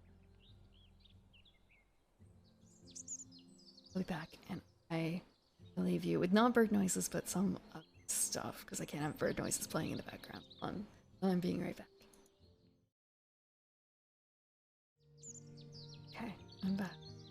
Alright. Hello, Passion Fruit. How are you doing? Care something? Sometimes cats. Darnest thing. Especially holiday season when there's so much out and about.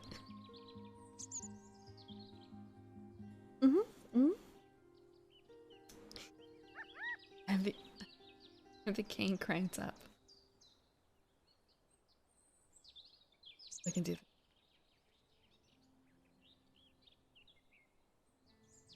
Don't need music song. Let's see that. Oh, maybe also I should be. It's kind of a case of like, do I get? Oh, this should be fine, I guess. Be fine. I swear it feels a little different from when I normally do ASMR reading. Okay, where was I? Right, we have a handful of birds, and we have to discard down to 5. It's raining somewhere else? Check. Yes, it was. It's raining somewhere else. It was raining somewhere else. Now it's snowing.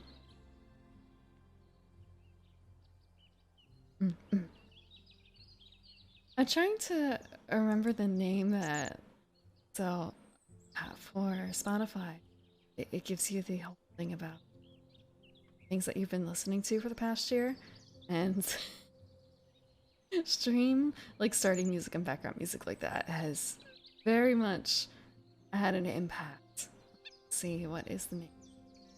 Like, they had specific names for those of music. Let me check. Let me. I know in the morning it's like, oh, in the morning you listen to Victorian Spooky. Just sort of a wait, what? Victorian Spooky? And then there was another bit about like, he get powerful. It was just sort of a, question mark. I don't know what that is. But apparently I listen to it a lot. And That was like November, right? So yeah, there was diesel punk and Victorian spooky. You get powerful, dramatic. Oh, so they call it cozy, tranquil, and gloomy night.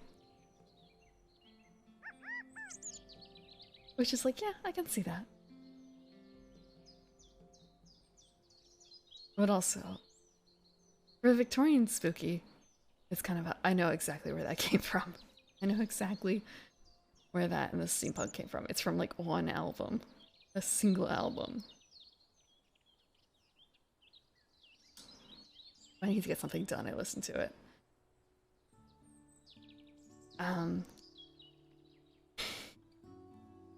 The Dolls of New Albion. Called the Dolls of New Albion.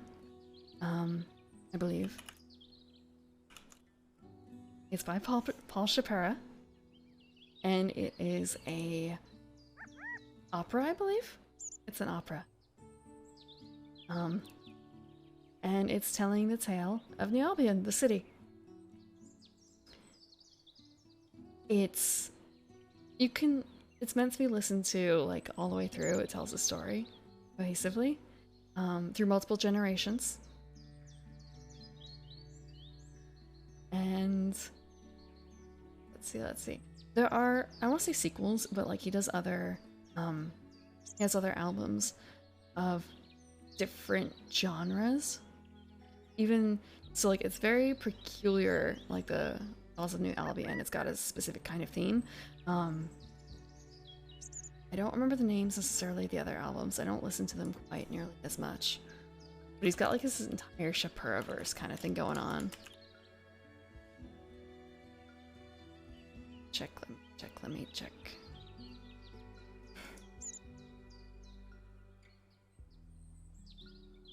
The New Albion Radio Hour is another one. New Albion Cabaret. Things like that. So like different arcs of the same city.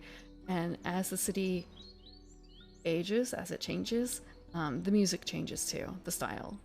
So like he's got one that's a bit more, I don't want to say sci-fi exactly, but the second one in the set, so to speak, the second section, let me check. So there's the Dolls of New Albion, what comes after? Let's go say New Albion. I think it's the radio one. Okay, so there's it's a New Albion tetralogy. The New Albion Radio Hour. Let me just check this. No, I'm not thinking that. There's another one that goes into some topics that are dealt with in Dolls of New Albion. It's just kind of a holy shit, bro. That sounds intense. Atom Punk. Okay, it's a New Albion guide to analog consciousness.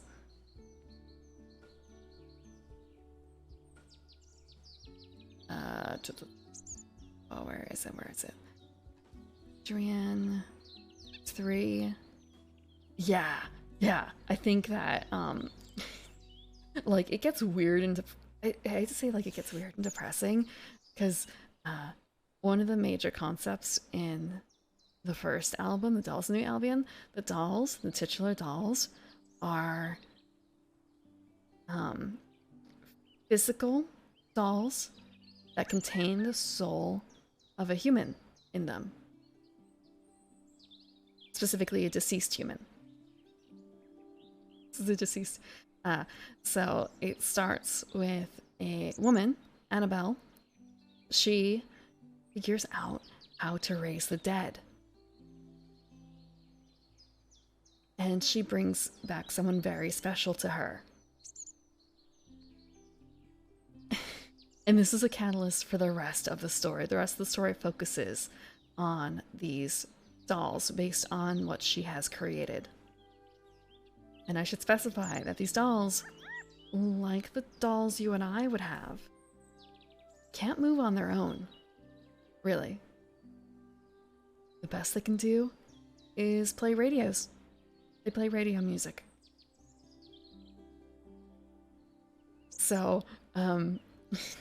if you like kind of macabre, depressing stories, dramatic, I would highly suggest it. 1910s involving necromancy. Yeah.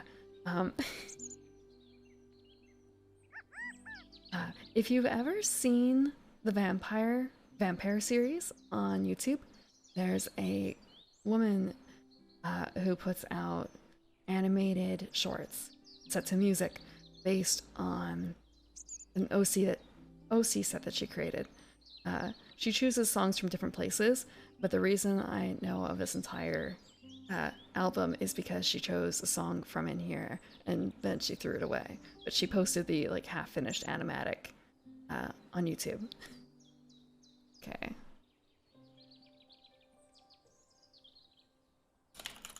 But also the animations are really cool for the vampire series. It feels weird to say that out loud, but it makes more sense when it's red. It's red. I think she's the only one who uses it, yeah. And she's a professional animator. I think she actually worked on Hazbin Hotel. And she went to school for it, of course.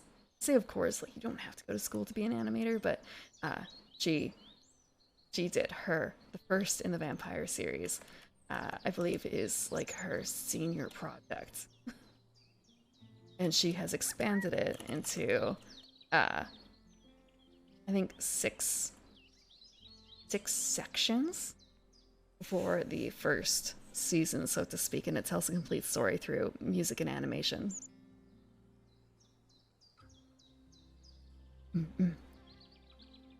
If you ever saw, there was a short, a very, very ago, Mina and the Vampire, I think it was called.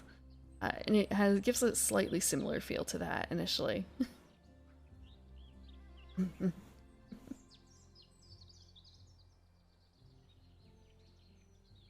I feel like I've listened to the Dolls of New Albion to probably be able to sing karaoke if some of the songs existed in karaoke form, which they do.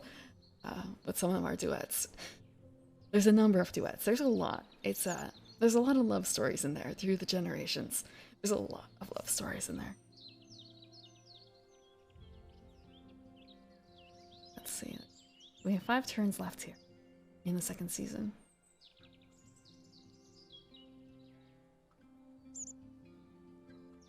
We can play the Condor. But we could also trash the Condor. What I really want to do is play the Spotted Sandpiper. It can only be played in a waterway. What else? We don't have a bug. So what we actually need is we need food. But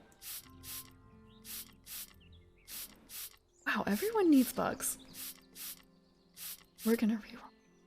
Okay, I'm gonna get some water. I have some water. It's not water. Okay, it's not water. It's not alcohol though either. It's tea. The throat tea still. I've got a bit left. Actually, I'm going to... I don't... It's really awkward when you have a tea bag still in there. I don't want to like hit myself with the wet tea bag. So it's going to be a balancing act here. Try not to like get tea everywhere dripping.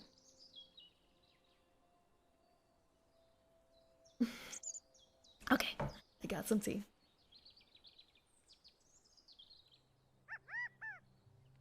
Gonna reroll. And we got 1 bug. It's a bit of a shame it's only 1 bug, but it is a bug. And we're going to trash a card to get another food. Because we can. Goodbye. Whoa, we heard that. Hold on. I'm gonna click it again. That sounds like scratching paper. That sounds like an ASMR noise.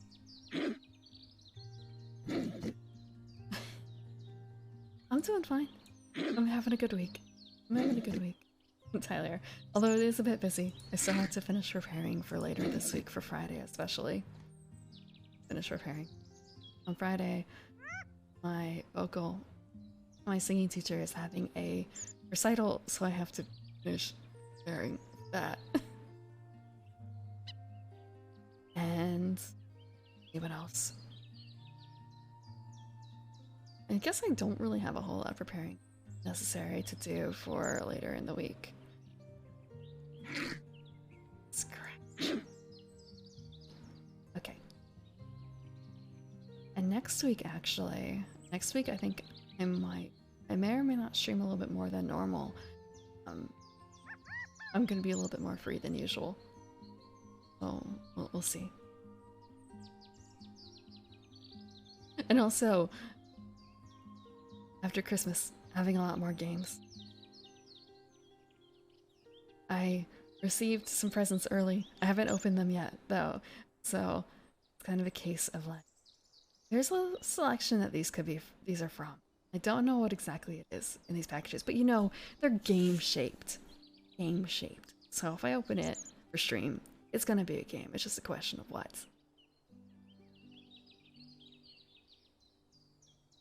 You couldn't be less free this week. Hello, Q. Yeah, I can imagine a lot of people are probably very busy leading up to the holidays. I guess thinking about it like is something that I have to do this week. I don't say I have to do, but like I bought the supplies for it. I should be playing the bird. I'm gonna play the bird. We're getting rid of this bird. We get some wheat so we can play the Bobo Link. I think we are going to do that. We're gonna tuck Warbler or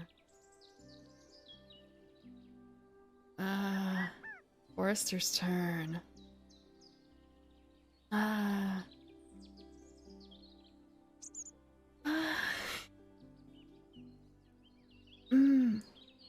Okay. Goodbye, Hooded Warbler. Things living in black holes. The free book online until death.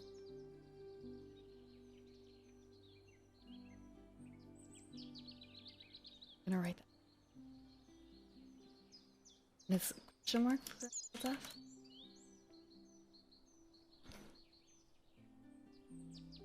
I'm not against reading on the internet. Like, free as in free beer, free books.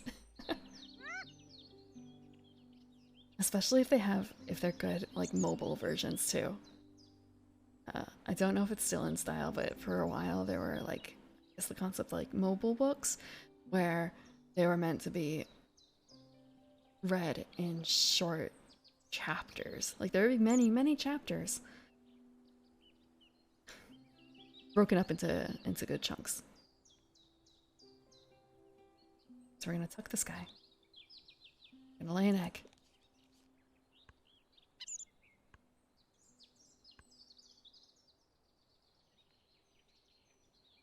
And we'll take this.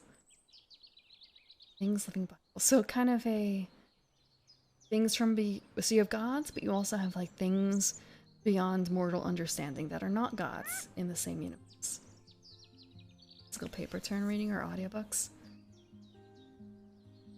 I can thankfully do. I can do any of those. I am unlimited. Although I feel like I probably do more audiobooks, I guess, nowadays. More audiobooks nowadays. But in the past I've done a lot more physical reading. Before paper or before digital books were a big thing. I read a number of books. A number of books that was not zero.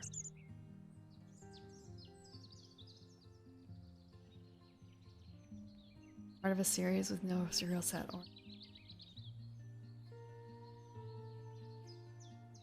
I was thinking there aren't too many series quite like that. I know there are some that come out in a specific order, but more so just because they started world building and then like, oh shit, this got popular. I can write about any time period in here I want. So they start like putting things, whatever, to fill out a timeline. So you could read it chronologically or release. I guess it's sort of like that.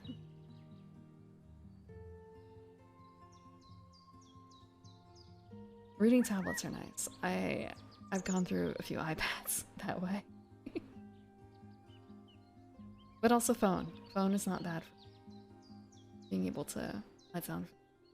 Especially because, like, with the cat, being able to have something light to lift for that. He likes to sleep on me if I'm sitting in a position where I would like to read.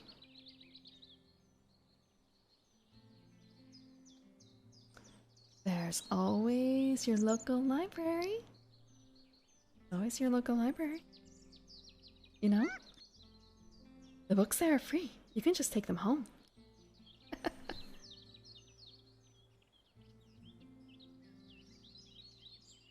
And sometimes they have sales too where it's like 10 cents a book. They could be like brand new. Donated. From other people, I mean. Okay.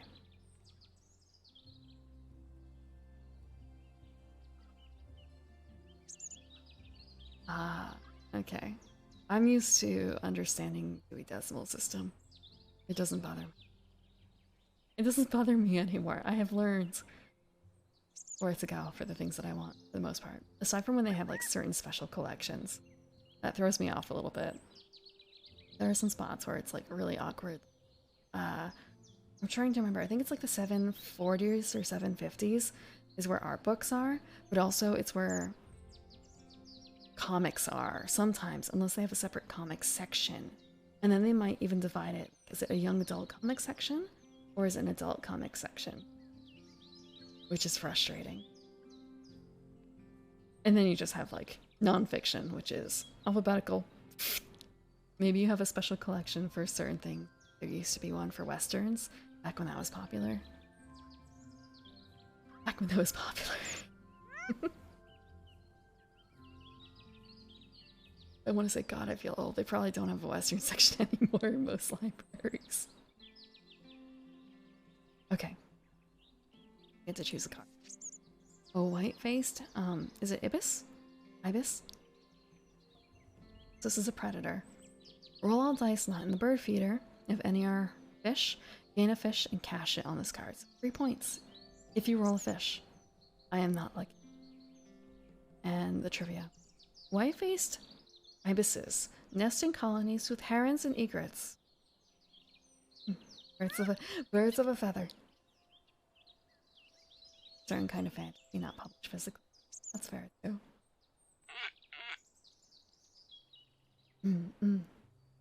I can understand that. I also want to say, like, okay, fanfiction too is another one where obviously never gonna get physically published. Not without huge modifications that make it no longer fanfiction. But yeah, those are easy to read. Those are easy to read. Okay. Actually, it's been a long time since I've read fanfiction. I say a long time, I think it's been like a year. I should probably go check out some stuff again. Some groups put out things like based on certain times of year, like, it's August. That means it's time for this theme in this particular fanfiction category. Not category. Topic? So it's kind of past August. That means there's a fresh batch of this type of thing. And also the story has advanced since then. So kind of a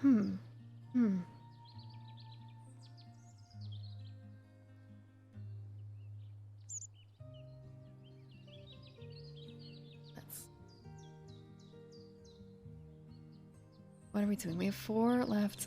Birds and forests. Let's check out what everyone else is doing. So, they only have 1.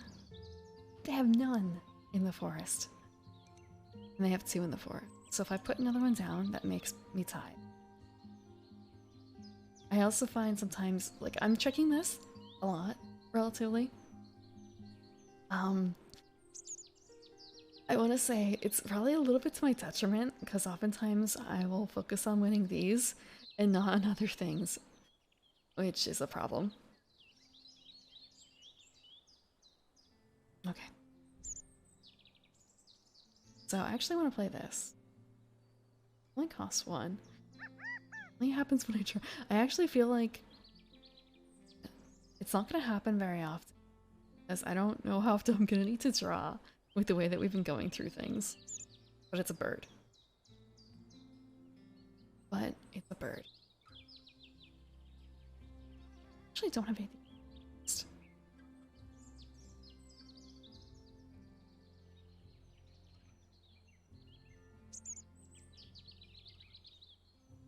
I want to play the. But it's only once, which means I should play the Spotted Sandpiper first.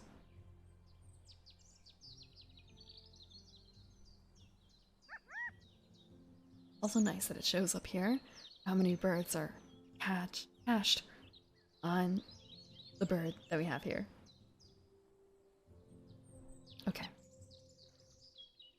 We are going to... Is points. It is points. And it will eventually be points here. Now I guess we want it a little sooner rather than late. We have to spend an egg, so spend this egg. So I guess there's kind of a benefit too to having a mixed engine in a bit, because I'm able to get, I don't think I really had to, maybe I've had to lay eggs like once, but otherwise I'm just laying eggs by grabbing food. Which is nice.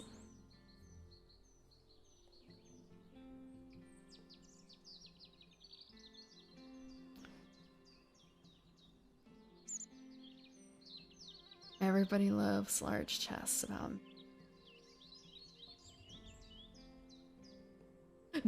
that reads like a what's the what is the word? Kind of reads like, I don't want to say isekai, but like one of those Japanese titles. A light novel series. It reads like a light novel series, that's more so the word.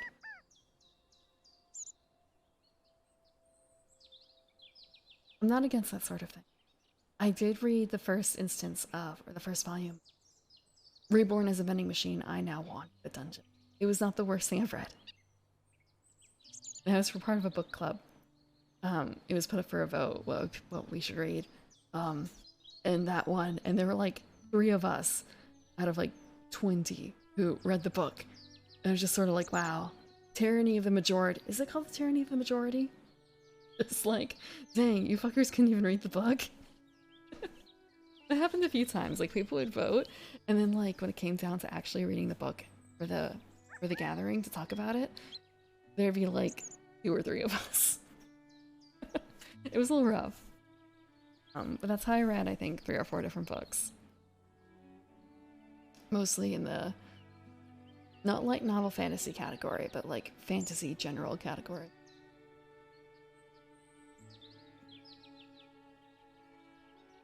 A majority, yeah. That one I think was the most egregious in terms of like, wow, this novel is... I like trash. I like trash. It was kind of trash. Again, not the worst trash, but kind of trash.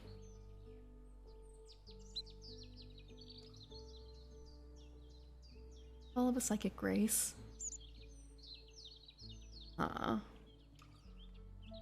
Into the Fallen. You guys win and go too far. For the downfall of the Psychic Grace, it reminds me a little bit of, if you've ever seen Kino's Journey, it is contemplative like that. They have something, scenario, similar to little loot.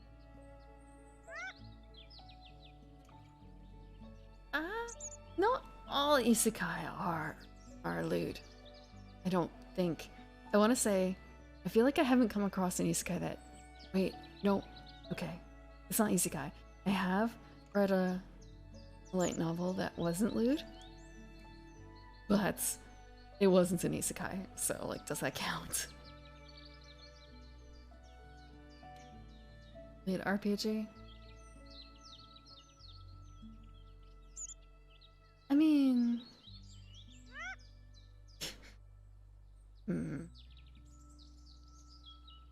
So you're thinking it's not isekai because the main character isn't human?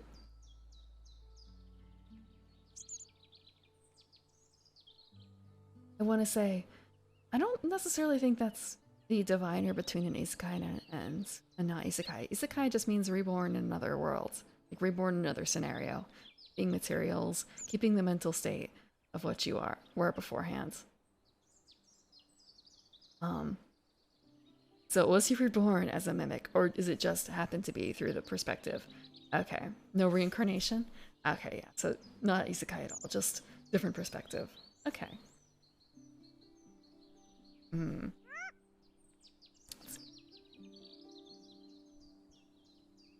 One of the novels of all. Hmm. I'm trying to think of like my favorite novel.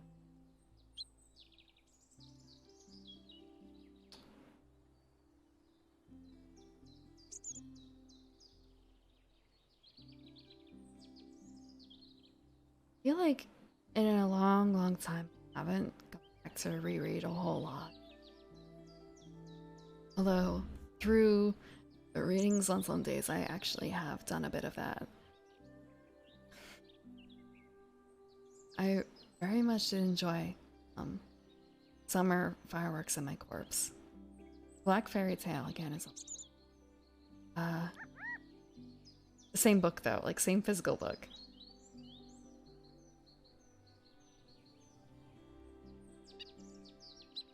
Hmm.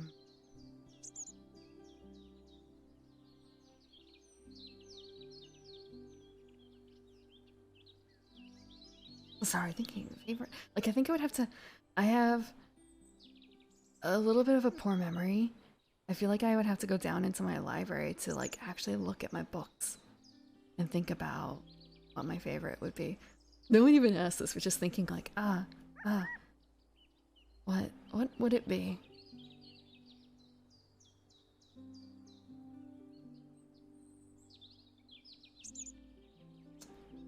And there's also the case of, like, rereading makes it a lot better too. Just thinking, hmm.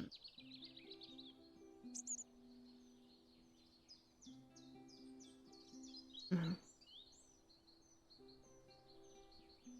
I reread a lot of series, but I also don't own any of the books anymore for Pern.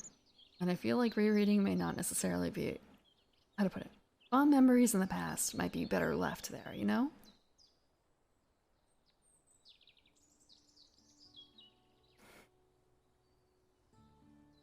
I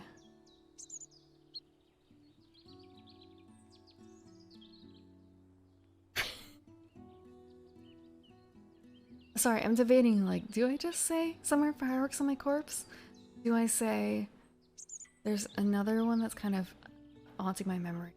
It's not a book I have anymore, unfortunately. Part of it was destroyed. And I don't know if it's in print anymore. But it was kind of very informative to me in my youth. And it's more of like a meta book. It's So I talked a bit about this. There is the Pern series by Anne McCaffrey, and so it's like a rather long series set in a particular world. But there's also a meta book of sorts describing how things worked. So that was a book that I very much enjoyed because it had like, I don't want to say scientific diagrams, but like diagrams of like how the dragon bodies would look and stuff like that, things that you wouldn't find in other novels. So illustrated. That was something I very much enjoyed.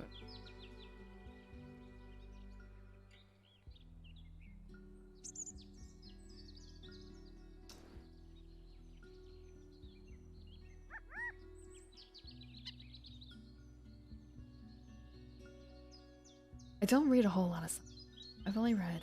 I say that, and yet, like, I've got this entire. I did some short readings of sci-fi books. But I think for like big novels, I've only read like 2, unless we're counting some manga, in which case, like, I've read all of Sidonia. Sidonia was good. Except I didn't 100% like the ending, but what are you gonna do? What are you gonna do?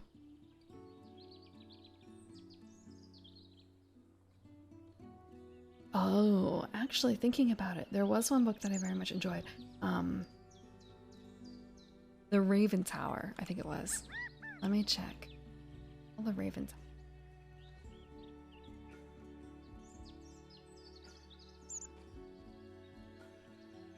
I believe it is The Raven Tower. The Raven Tower is very unusual as well because it's written in a... I believe it's written in second person, which is rather rare for a novel. But it's with great purpose. It's with great purpose.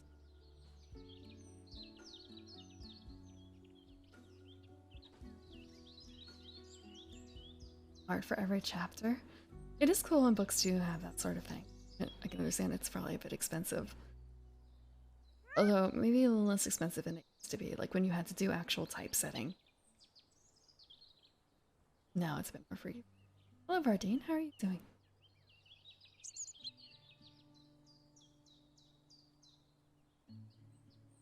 The drawings are at the start of each chapter. This was much more of like a full illustrated book at the time. Because again, it was like a descriptive book. Let me actually check and see. So...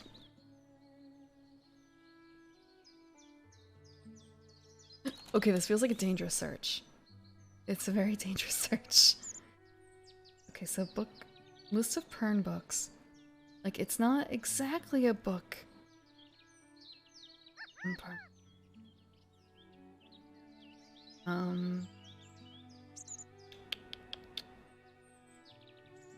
So Dragon Lover's Guide to Pern is what it was. It was the Dragon Lover's Guide to Pern. Is the book I was thinking of it.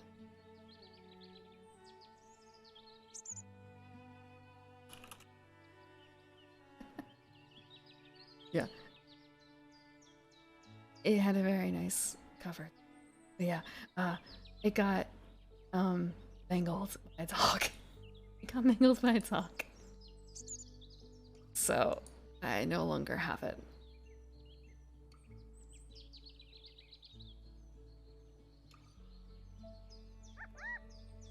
It's your pyramid.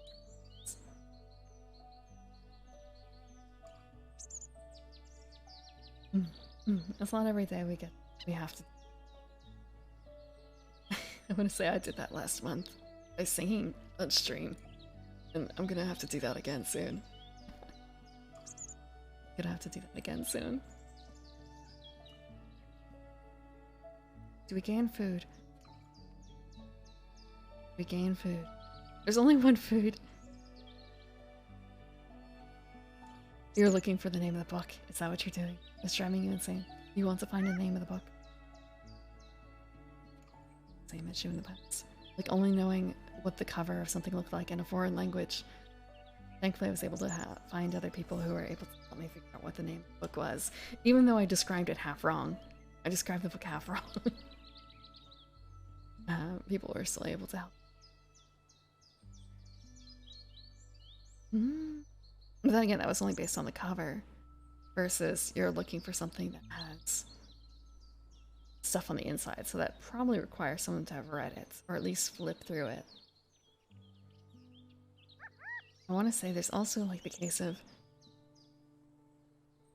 you could ask a librarian for help. That was something that I know that they were used to doing. Someone would come up with just like a case of, I remember this book and it was about X and it had a red cover. And it was kind of a case of, I don't want to like do the let's go dig out the internet and like let's go troll the archives, because it's not like necessarily a sci thing. It's like a little bit of excitement too, looking for a book with scant information. Because you're so much hoping for that resolution of like getting that light in that person's eyes when you find that book. It brings joy to I think a lot of librarians' lives.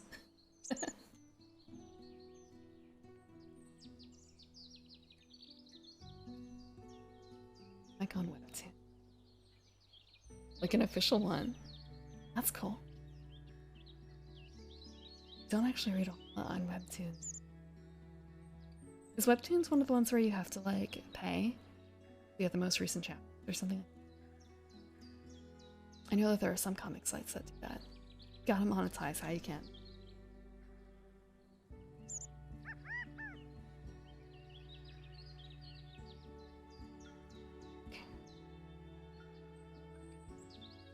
We're only in the second season. It's been like 2.5 hours.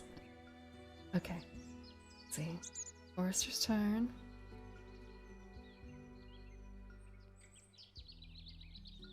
Do we need food? We can't afford anything here. We can't afford anything here. If I put down this. Yeah, we want to be able to toss the abyss. So we can actually play this. We only have 3 chits left, so we play this. Okay, actually this doesn't matter. Because the star doesn't count. We want in a forest though. We're not gonna get that. How many do we have with this sort of nest anyway? 3! Oh, we're not gonna win this one. We're only gonna win the last one. We're a little heavy on this. So we're not gonna play the Ibis.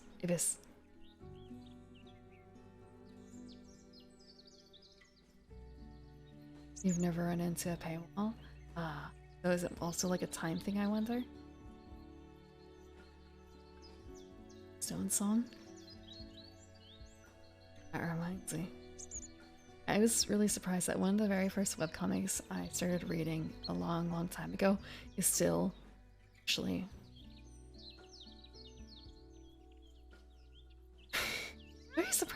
very surprised. I only read it for the first like maybe like 8-10 volumes or so. Feels weird to say that. I guess maybe for a couple years. Or it went through a chapter that was apparently very divisive in the community. I dropped it at that point. But it's been like literally 20, maybe not 20 years, maybe like 15 years since then, and it's still going. Have you ever heard of Sluggy Freelance? I actually haven't caught up. It feels like, I don't know if I can get invested in like 15 years of comics again. I don't know if I can go through that. And 2 months isn't so bad though. 2 months isn't the worst. Sometimes that's just a normal artist hiatus. And we're actually gonna play the Bubble Link. Oh, we need more food. Oh, we need more food. Oops. We do this and we trash the Ibis. Then we also have to trash this guy. We'll play. But I think I'm fine with this. We're gonna do this. We need another grain. We need another grain, and we're not gonna get it. Oh, wait. We need another grain. Blah.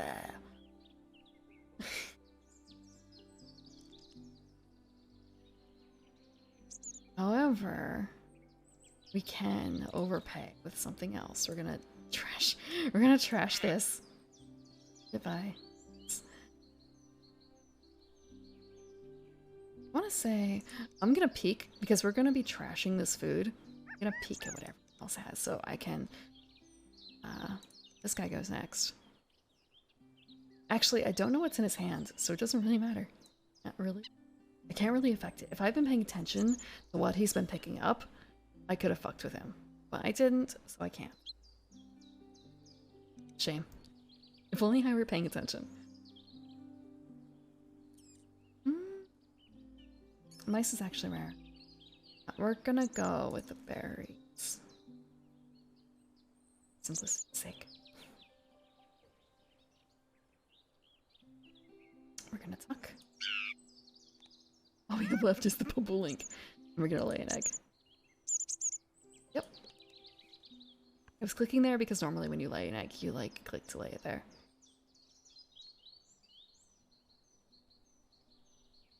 It's actually been a while since I've read a lot of webcomics.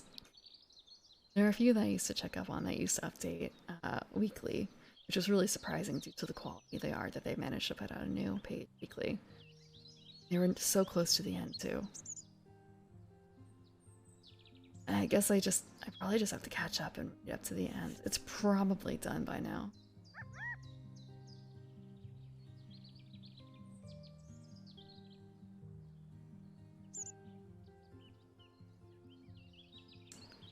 Two more actions left, so we're going to play this. and we're going to suffer. And we're going to do a real quick check. So these two can only live in the waterway.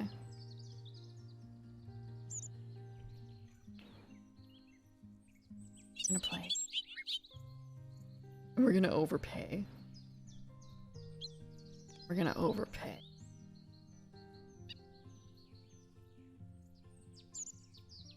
Spend an egg here to pay for the bird here. And we're going to lay an egg everywhere. Pretty much. Like, looking at this, the only one that didn't get an egg was the bush did.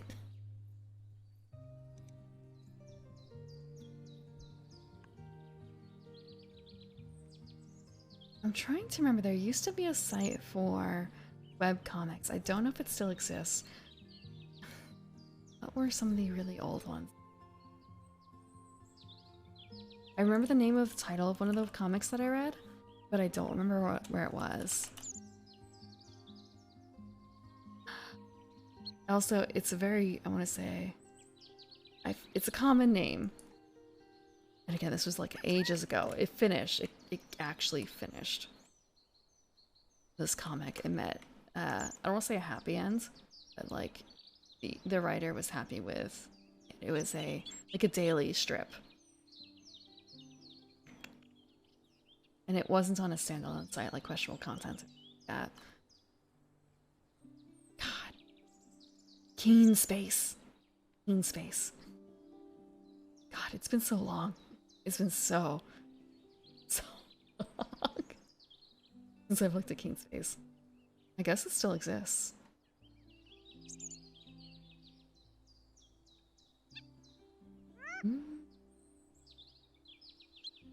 The things to do to fill out time. So many webcomics. I bought a few physical copies of webcomics too. I think I actually it's Lucky Freelance books.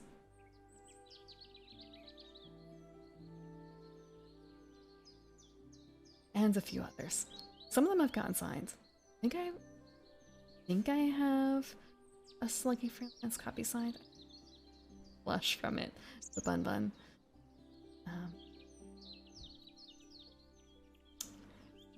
It's kind of fun when you go to convention. By the author. Or buy them right there and get them signed.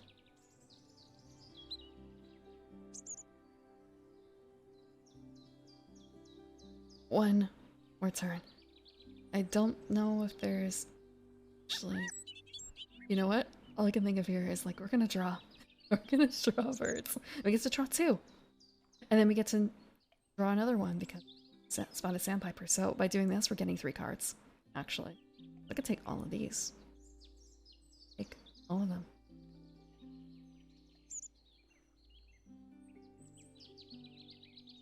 I've not heard of that one.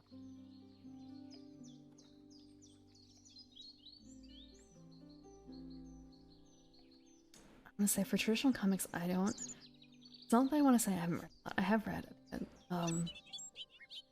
Trying to remember. Ghost World. There's Watchmen, of course, before the movie. A couple of Batman ones.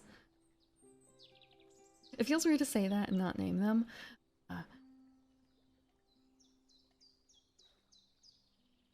They were more so like standalone issues than anything else. The were in the library.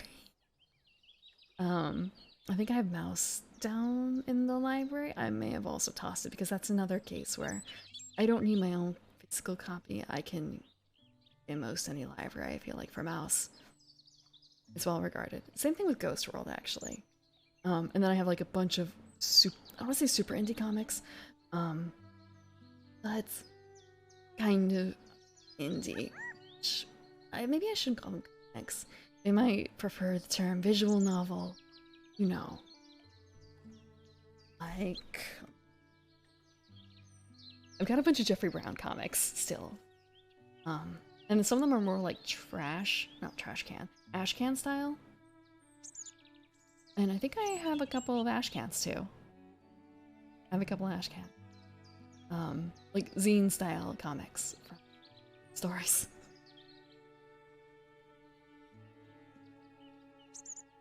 I think I don't have any from Veraway. Uh, trying to remember her. The one who puts out, I hate to say this, I don't remember her name. Erica. Erica. Behind Oh Joy Sex Toy. I think I have, like, if she put out an ashcan, I think I have one of those, of hers, in my library downstairs. It's been a while since I flipped through them, honestly. You read Invincible before the animation happens? I tend to avoid the superhero one, so a lot of my stuff is really like the quote-unquote visual novel type thing. And less traditional comics. Honestly, I want to say, like, I don't... between the two. Aside from if you're just trying to make it sound really good.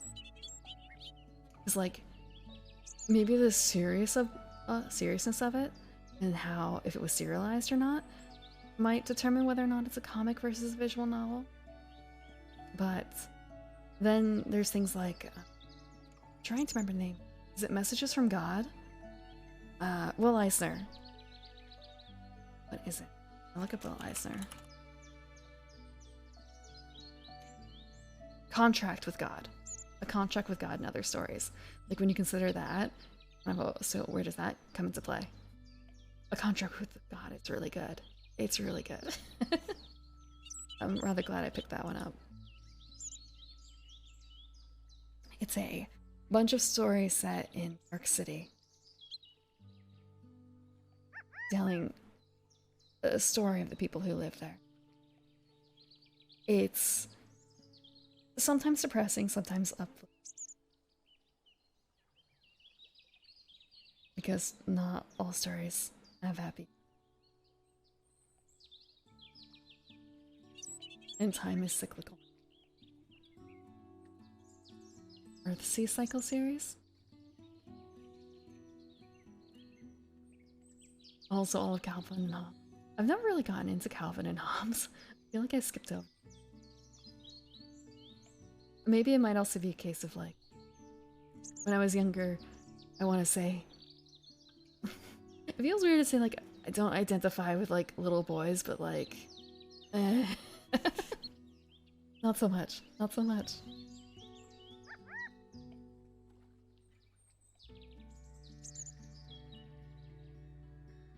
I just remember also reading Ender's Game years and years and years ago, and just thinking, like, yup, boys.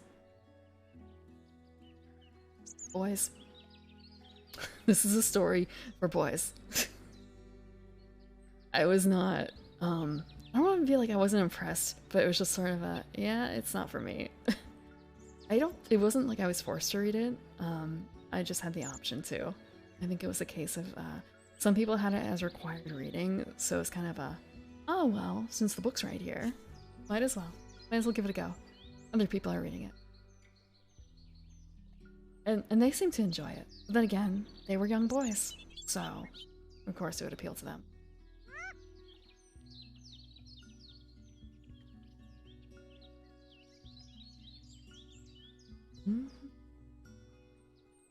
I wonder if the internet has zero notes for reading physical books sometimes. Yeah, before I spent so much time on the internet, I read a lot more books.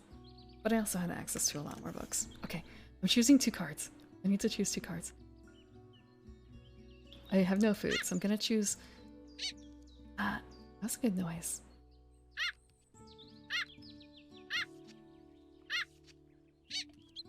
A little squeak. A little squeak.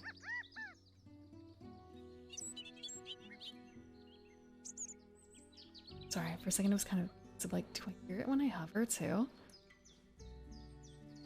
No. So the black skimmer. Skimmers plow the water with their beaks, snapping shut when they hit a fish. Carolina chickadees. This one is a common bird. I feel like I've seen it a lot of the time and I've picked it up a couple times. Chickadees hide seeds and can remember thousands of hiding places. Unlike, is it squirrels or something where they bury so much nuts and stuff and they only end up grabbing out like 20% of what they find. I remember it being like a rather shocking amount of stuff that they bury, they bring back. The hatchet. Yeah, the hatchet is a popular for young people.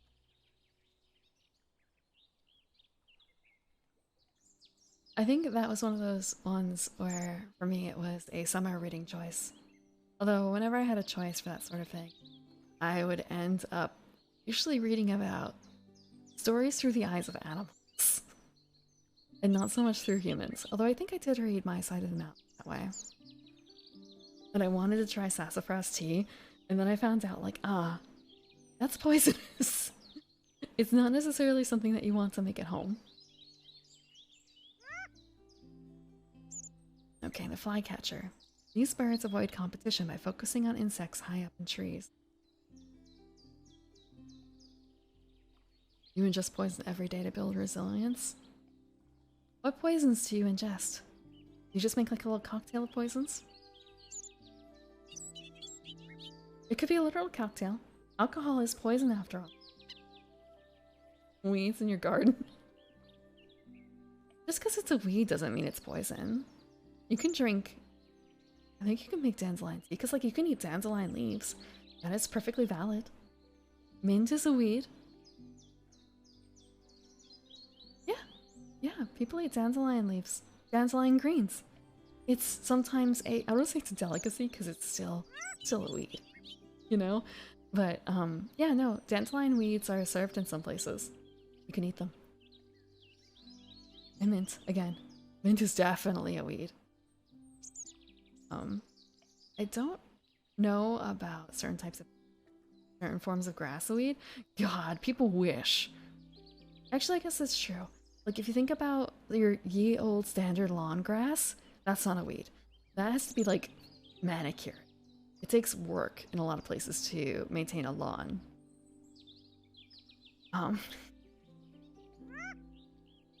But there are other types of grasses other than the standard lawn grass. I think crabgrass, for example, could probably be considered a weed. Thinking about other grasses.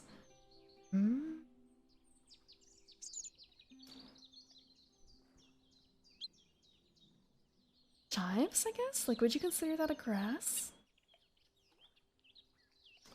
I think that is another thing that is extremely easy to grow and could probably become a... It's not quite as invasive as some other things. Grass. I've not tried to grow lemon. But yeah, that is another thing where it... it is edible. It's drinkable. In fact, it tastes very good.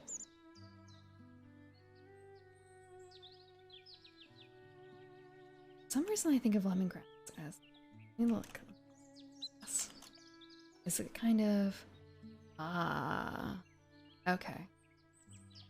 I don't know if it's a weed. But it's certainly a grass. It looks very nice, though. It looks very nice. Nettle. Nettle tea. I'm not super interested in growing nettle myself, though. I've put my hand straight into nettle in the past, stinging nettle, and I would like to not repeat that. I'd rather not have that danger in my yard. Although I guess that would be a good way to keep certain types of pests out of places. But then again, it also keeps me out. Find your physical bugs. Go show them some love. Show your physical bugs some love. Gently stroke their spines. That's not creepy, is it? I feel like it's a scene you see in anime a lot. That sort of thing. But people don't really do that.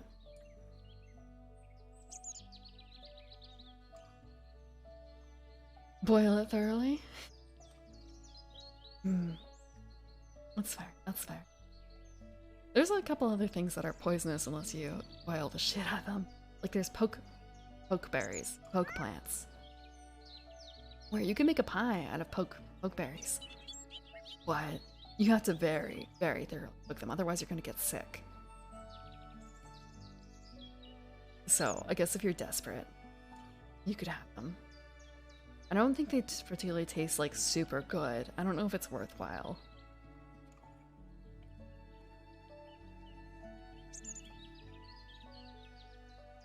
still haven't chosen my 2 cards. Okay, great crested flycatcher, Carolina chickadee. I want to say if I'm doing this to throw things away, which I am, maybe the Carolina chick. Wait, actually, you know what?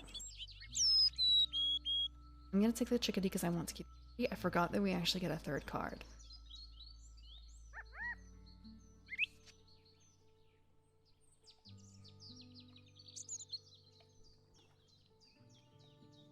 If this is not cheating. Not cheating.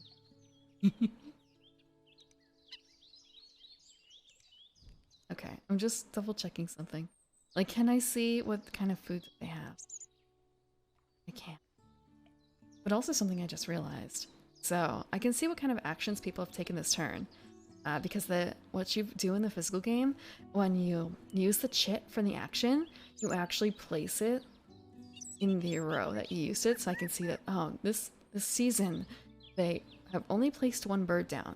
And they've gotten food 3 times, grass once, like neck once, I mean. And they've drawn birds twice, that sort of thing, all based on the number of chits.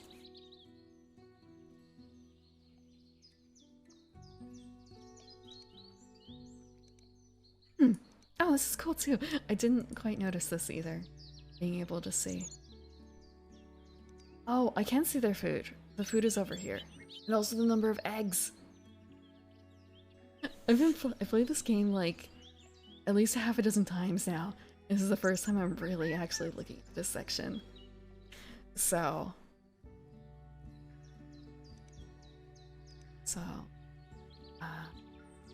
but yeah, I guess also I can't.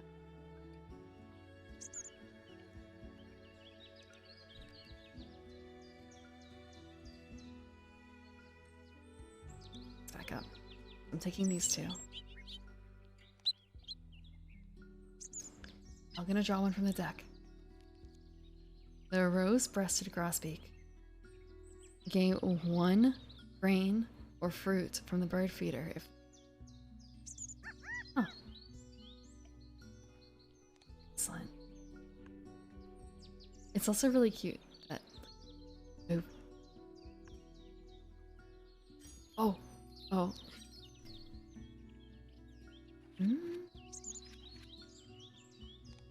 The spotted sandpipers are actually really cute. I've shown this before in the past. I'm gonna show it again because they're just so... A GIF. Do I have a GIF? Oh, come on, come on. Oh, come on, there's only one GIF? There's only one GIF on the internet of this bird doing its thing? I guess this means that I have to go and actually check YouTube for it.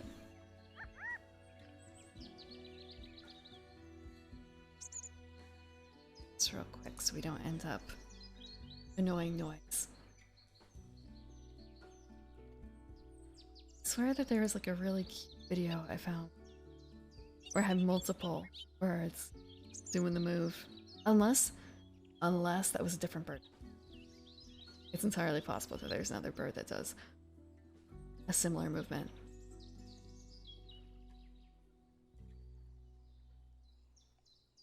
Check. Yeah, I think it may have been a different bird. And a different bird. Okay. And it's up, and it's up. Without showing some. Check. Check, let me. Answer seems to be no. All or nothing.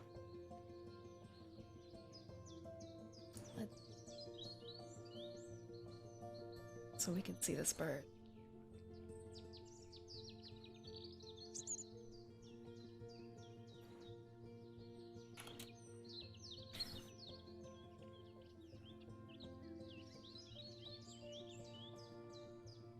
Oh, that's big.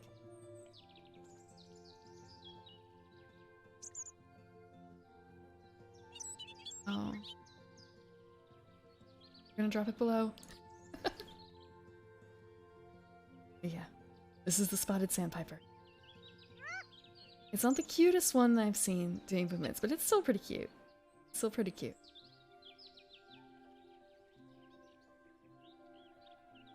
Come on, do the thing. And the other one I'm thinking of. I feel like it's a bird that I've played before. I find the end of the game. Come on, this isn't a good representation. There we go. There we go. Is this what people call twerking-ish? Is this bird twerking?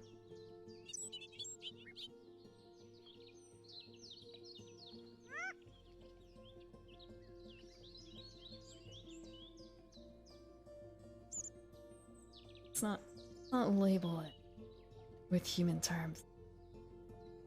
Aside from the name, it's a spotted sandpiper.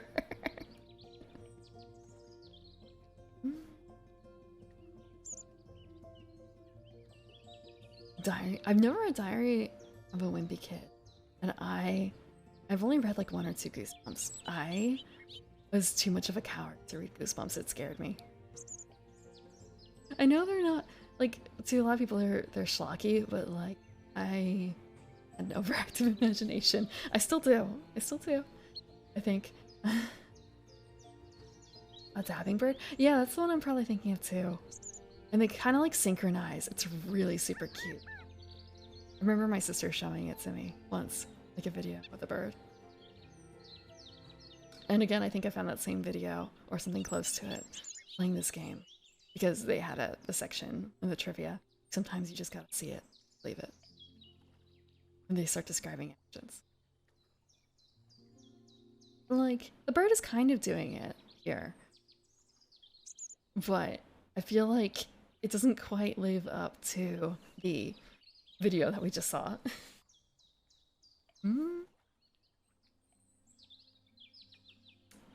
So hold on one real quick. Okay. I don't know what the points are because I wasn't paying attention when it showed it earlier. I didn't pay attention. Rifle bird? Let's take a look. The mating dance? Oh, this is a very different bird than the one I'm thinking of. The other one I'm thinking of is another bird that is a shorebird. I think it may have actually been the case. We saw the actual bird at the beach or something. And we saw it in person doing the like cute little dance. I'll bring this up. It's an interesting bird.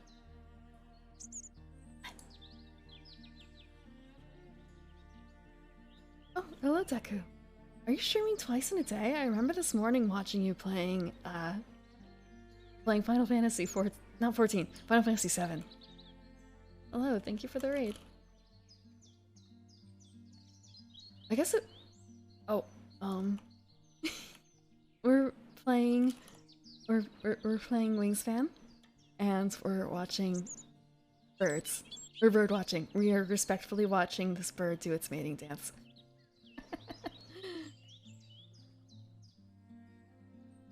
Well, I can spell and watch this bird at the same time. No, I spelled it wrong. I didn't spell it right. I can spell it.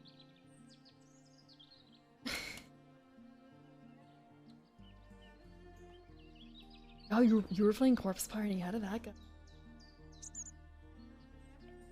I've heard about that. I've heard about that.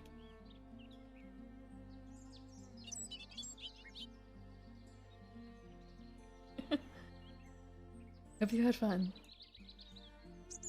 Hope you had fun. Unreasonably angry? Oh, now it's time to cool down. Maybe a little literally. We're playing a holiday map. It doesn't affect the game aside from makes it a little harder to read, but it looks pretty. It looks pretty.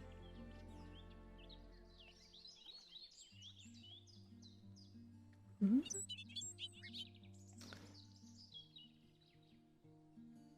Okay. We are... I have no idea what time it is in the Upside Down.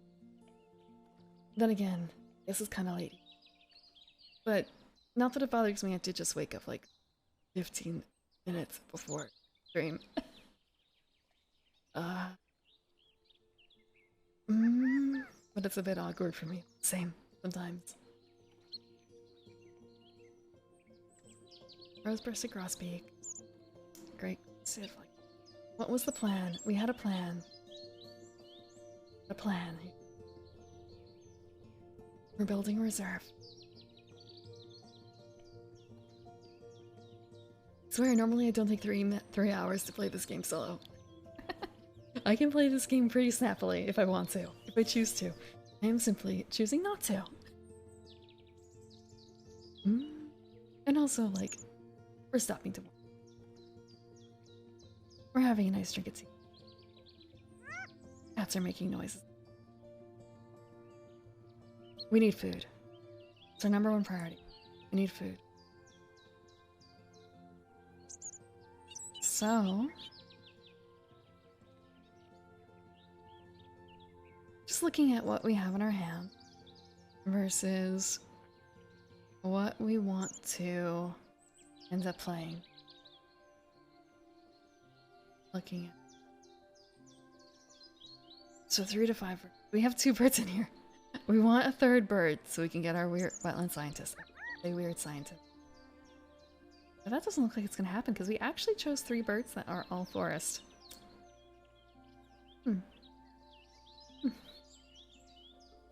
Okay.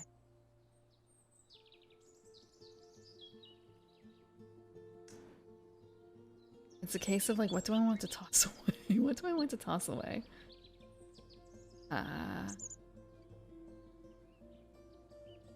The chancy thing. This happens regardless, I believe, but it's also a cheap bird.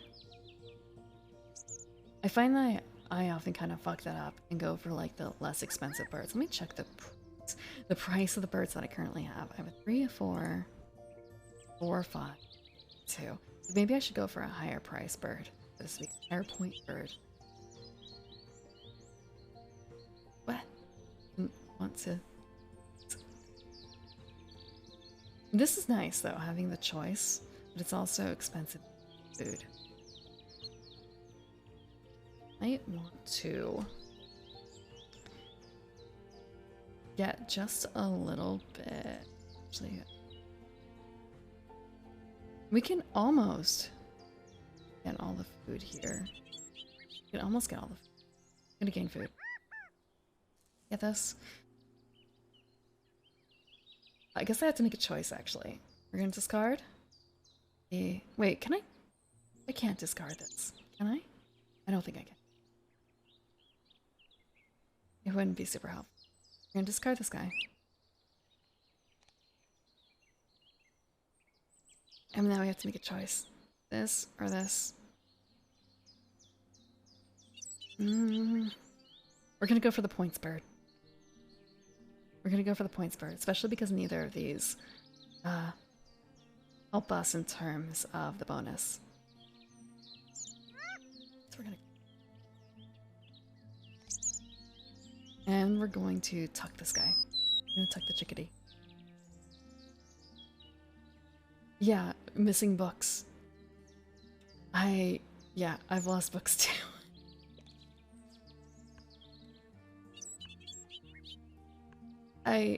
I started Lord of the Rings, but I misplaced the 2nd book, and because of that, I never finished it. I ended up finding it like years and years later. But at that point, the desire to finish it was gone. Like, I could not. I would have to reread the 1st book and the half of the 2nd book that I had started. I was not willing to make that investment again. But also, I want to say you can lose digital files too if you don't back up. Or if you're just really bad at organization. Like, a number of times I'm like looking through the files and trying to find things because I don't place them where they belong. Some things I have really good notes for. Other times it's just kind of a, yep, let's put it in the junk drawer. Let's put it in the junk drawer. Let's just leave it in downloads. Nothing can go wrong if we just leave downloads as it is, right? I really think through my downloads. I earlier this year I got like an 8 TB drive for things. And I don't need to fill it up. It's just more so I should be using it a bit more than I currently am for things that you don't access very often. Like maybe I should put my ebooks there. Maybe.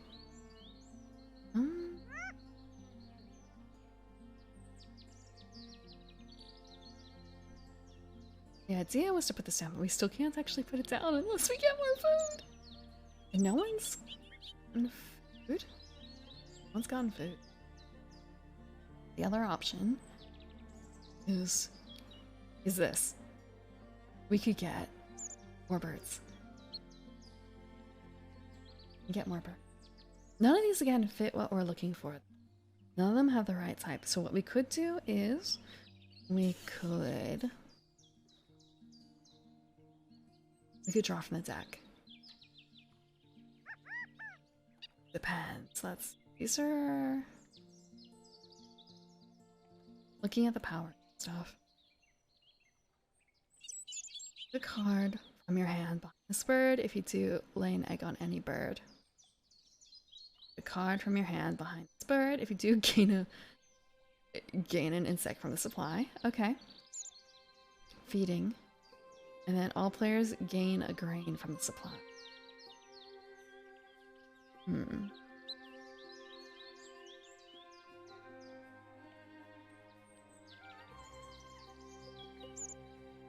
Let's see. Building up. I'm sure there's like an optimal way to play this, but I don't.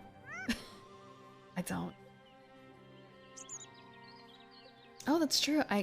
Thinking I get to draw 2 birds when I do this, and then I get to draw a 3rd from the deck. Or I could draw 3.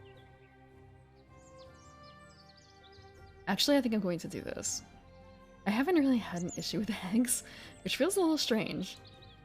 But I guess I have not been putting down a huge amount of birds, which is when you think about it. I guess it's a case of like, do I want to steal any birds from other people?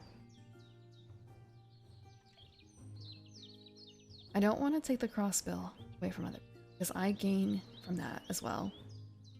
So we're actually going to take these 2. These are trash birds for us. And we're going to draw from the deck.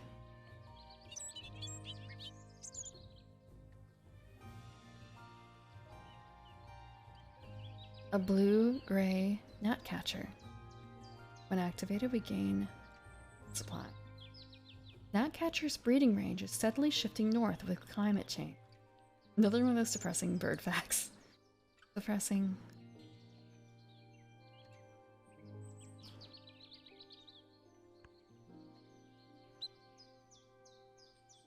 And you may not have noticed, but as we've gone through the seasons, as we've gone through the turns, the order of players changes. It shifts.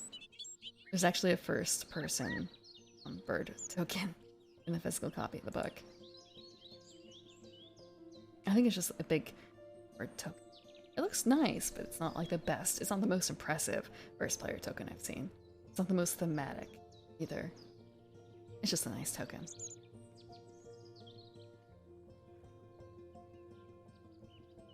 Trying to remember if I go into my find the most impressive looking first person token. Is there somewhere like actually just thinking, I don't know if it's a first person token, but there's a game called Dragon and Flagon, and there is a token in there that is very important. And I think it was very impressive. Let me see if I can just stumble to mind.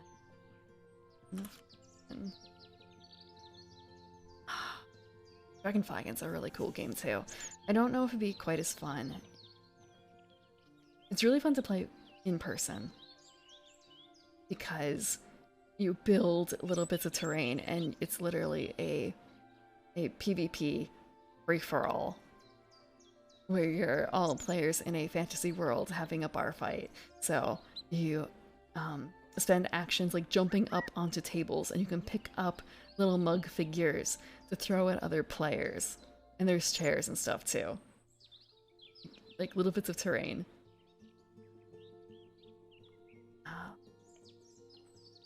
But there is, okay, yeah, there's the dragon token, which is a special token that you can pick there. Grab up image of it. I'm just gonna bring up Gary again. It's a little cheating. It's a little cheating. Oh. Can't bring it up. Can't bring it up. Give me a second.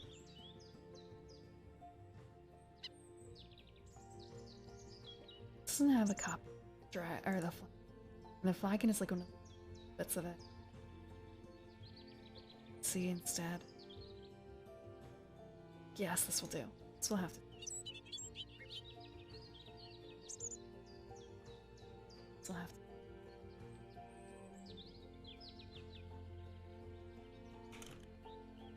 I'm never gonna remember what this is later. Never gonna.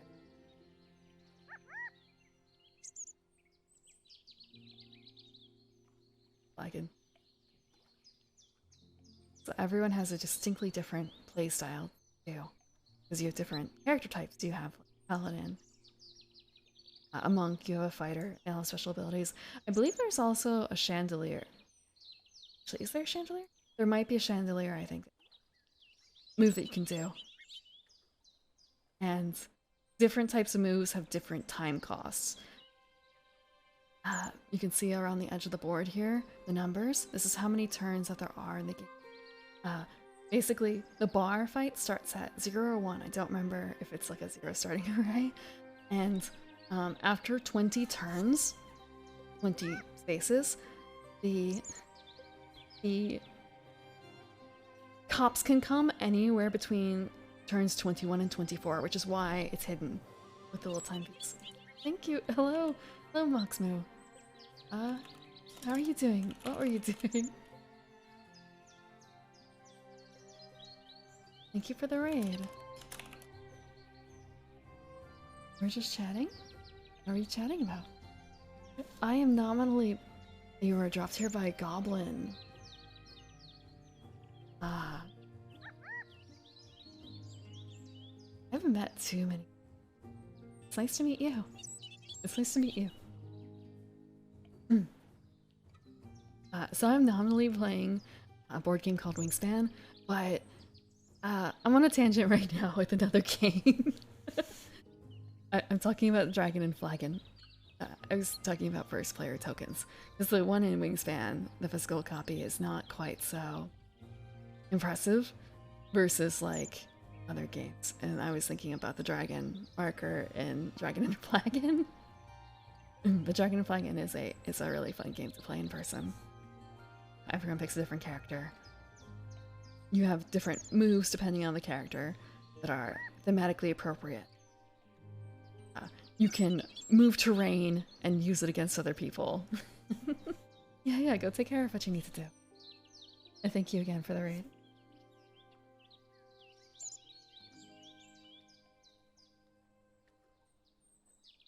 Now that I think about it, it's not a first player token because it might be the same setting as Red Dragon in. It might be. Let me check. It might also simply have an addition for it. It might have a, what's the phrase? Not expansion, promo material for it. It doesn't say Red Dragon in. Let's say that.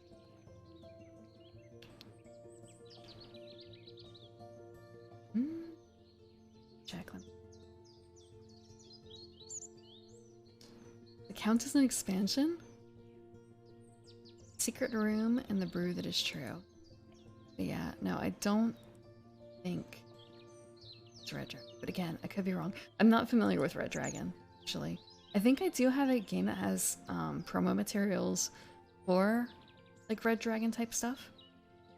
And I probably have like other promos that are Red Dragon themed that I don't have the base game for. There's a lot of promos in the promo drawer in my house, in my home. I don't... Dread.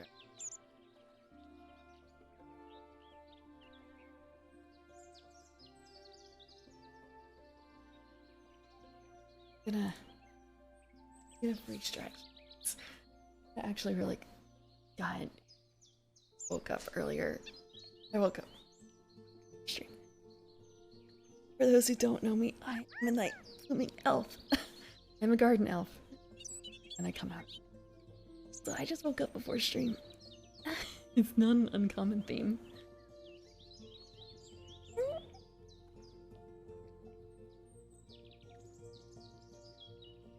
Stretch. A bit more stretch. Let's see. Secretly waters your plants. You wish I watered your plants. You wish I watered your plants. I want to say, I think more people probably overwater their plants than underwater their plants. Although, you know, the best time to water your plants is very early morning. If you water them at night, it's not great. Like, you water them at the beginning of the night. You also don't want to water the leaves or flowers or anything like that. You want to get, like, right to the roots. You want to water the grounds. Or plants that are outside anyway. So yeah, there's a reason why lawn sprinklers and stuff like that go off in the morning. And why people like get up early to water their plants. It's better for them that way. Although really, I would prefer to not have to water them at all. I'd rather have a natural garden. My garden is not like all natural, but it's something I would like to work toward. There's a word for this, where everything is native to the area, so it needs less upkeep.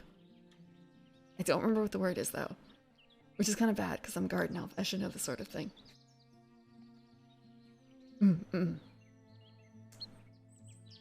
Let's see. Yeah, it's less maintenance that way too, if you have a garden like that.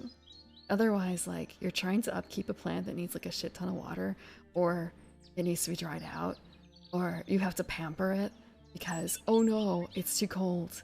Oh no, it's too hot. If it's native, don't have to worry quite so much.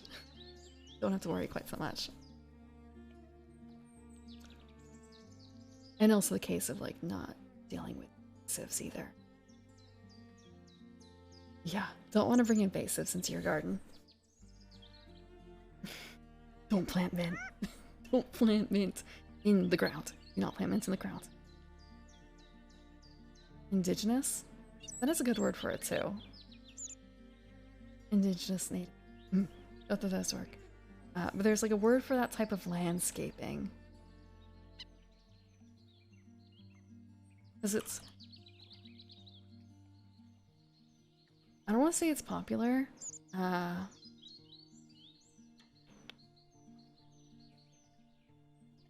want to say it's popular. But...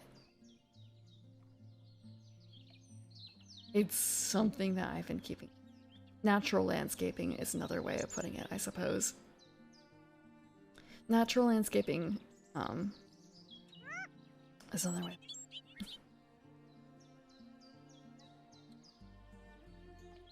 I feel like natural landscaping might also be the case of like, yes, I'm doing nothing at all and just letting it do what it does with absolutely no intervention. That is my natural landscaping. Although I guess like we're not scaping the land, so you can't. And then I guess there's the whole a garden. If you don't plan it out, is it really a garden? Or are you just letting your yard run free? When does a yard become a garden? When does a yard become a garden?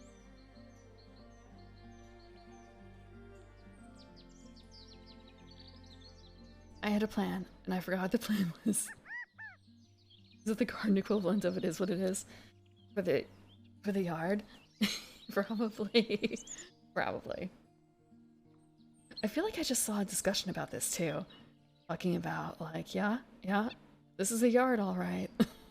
It's not a garden. It's a yard.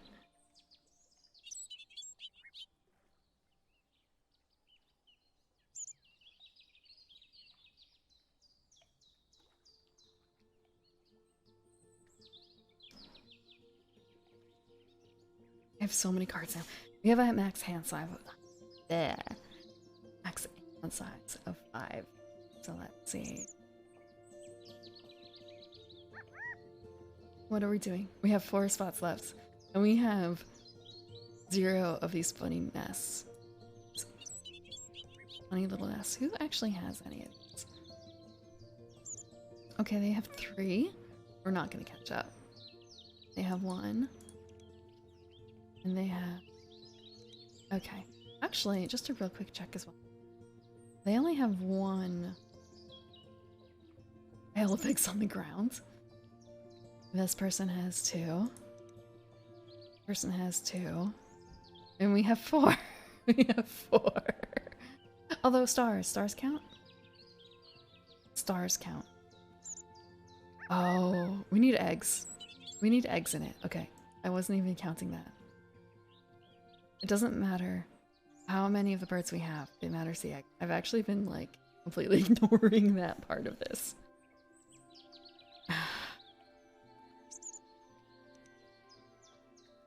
It's the bird equivalent of it is what it is. The eggs are falling where they fall. I've been not giving up on eggs at all.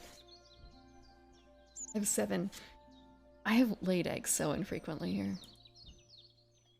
In fact, I think I've laid eggs like once, twice maybe.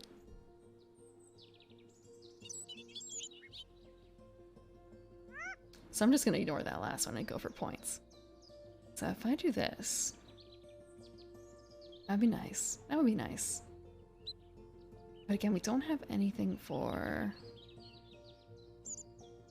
We don't have anything for our waterway issue.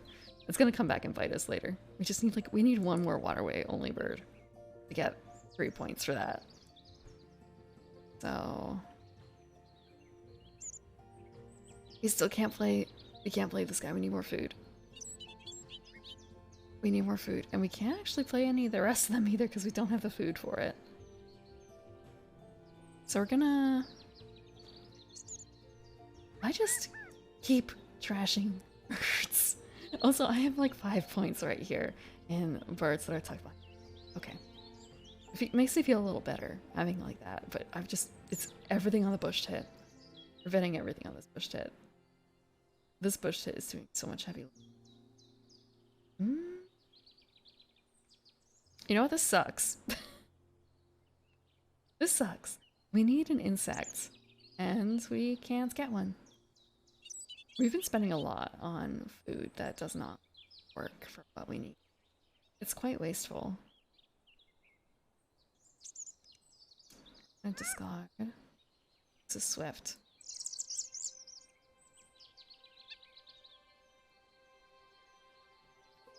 Just checking.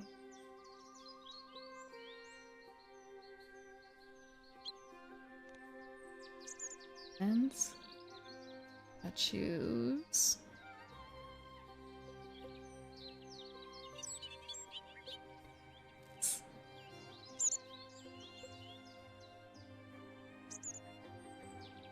These are the same rough. Except one's forest and one's not. We're actually gonna do this. Do this.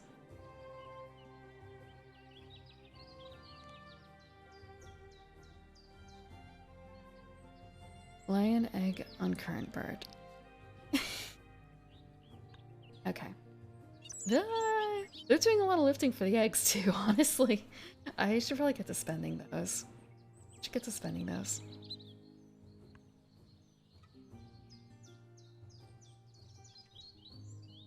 Going to...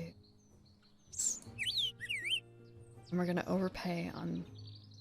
with berry and fish to cover up for the insect. If you mash them together, it's kind of like insect, right? I'm gonna spend an egg from here.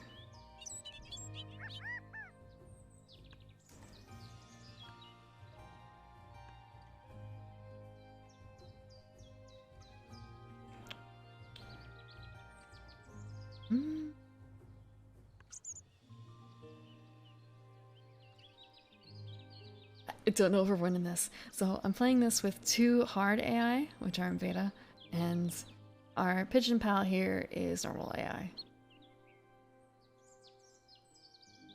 So I might simply be outclassed here. I'm not... I don't know if I've played against the hard AI before. I think I have, but I'm not 100% certain. I don't know if I've done it on stream either, honestly. I do sometimes bust this out on stream. Casual bird watching. And also, like, if I'm bringing it to game night, like, I haven't played it on stream in a while, just add a refresher on it.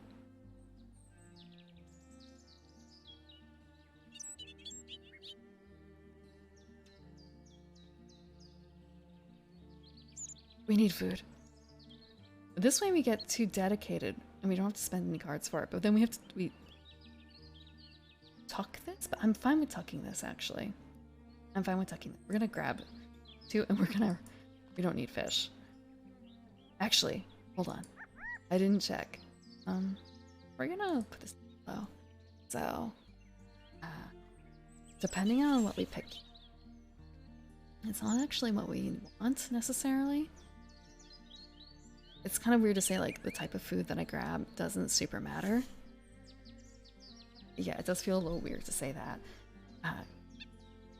But I don't have any birds in mind, and we're going to end up drawing at least 1 freebie from the deck. So, the case of... if I think I can get lucky, which I don't think I can just draw 3 from the deck and hope that I get another waterway card to hit our wetland scientist goal. I think that might be my plan. It's a long shot, but it might work.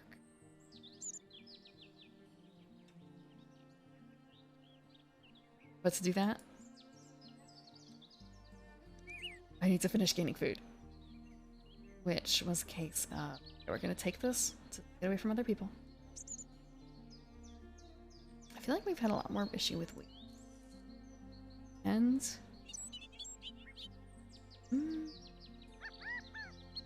which I guess is kind of a shame. If we do play any more waterway birds, they're probably gonna be more of the, like, fish type, which I tossed earlier.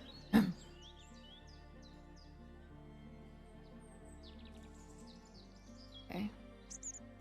And we're going to be getting... this. Anyway, we're gonna get this berry. So we take the berry, to our rose-bested grosbeak, and we're going to tuck our points. I'm so thankful that I don't think there is any particular way for someone to, like, remove cards from your board. Like, your board is your board. Because otherwise, if someone removed this pushed it, I'd be in trouble. Unless that's something available in expansion. Like a little bit more direct PvP. Interfering with each other's reserves. That'd be nasty.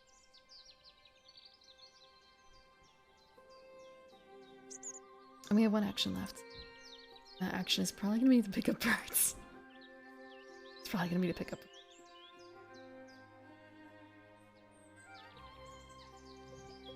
You know what? Cassin's finch? Oh, the great blue heron! And again, it eats a fish, which we don't have. Oh, I didn't diversify. Got those.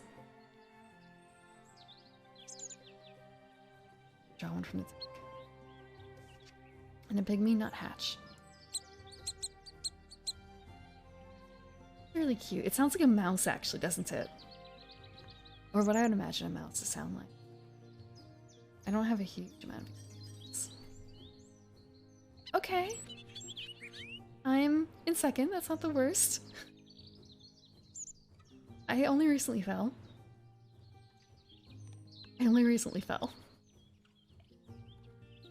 So I'm not certain if I thanked you for the follow earlier. Thank you, Moxmoo, for the follow. Even though I think you're gone. Gone for a bit. Need to get better. See that?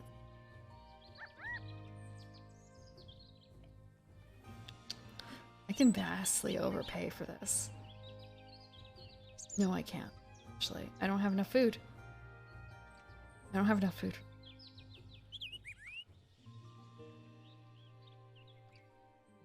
Also, just thinking, looking at this, so this is play another bird into the same habitat, pay its normal cost. We don't have another bird to play into the same habitat. It'll be a bit lost if we played it right away, so what we might want to do, we only have 5 actions. This is the end of the game. Or rather, end game. We have 5 turns left. These are getting serious. Oh, no, I didn't mean to do that. I wanted to do this. They run upside down along tree trunks. So the trivia is, these flocking birds often have helper birds bringing food during nesting season. I'm gonna see if I can find a video of this. Oh my god, I left YouTube playing in the background. I'm just coming back to a cuckoo, like, nesting. It was kind of cute. It was kind of cute.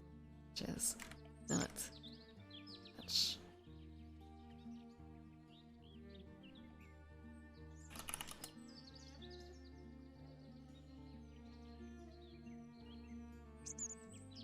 Mm-hmm. Side. There's a slow-mo video for this. Let's see.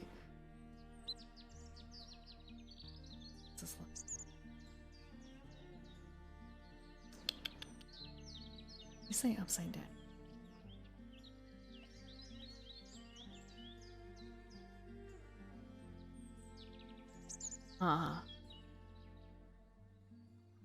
Show it up. Second. Sorry, it's not fun.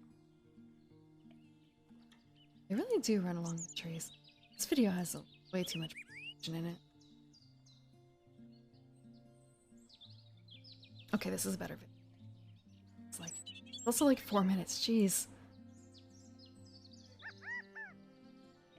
It's 4 minutes. Okay. Let me bring it up so I'm not just like talking about. You guys can't what I'm looking at. I'm gonna jump around a little.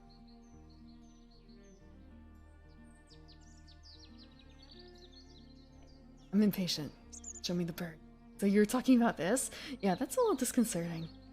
It's a little disconcerting. It's cute.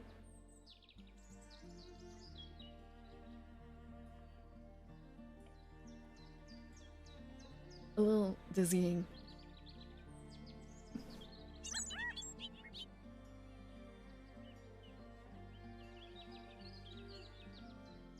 And they chose, like, do a lot of birds do this, I wonder? I guess, like, a lot of smaller birds are capable, probably. Yes. And they didn't choose this fact for the birds. Or for this particular. Thank you for the follow score.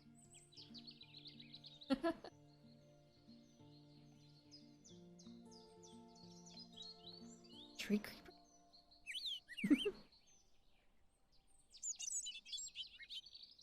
That's enough for that.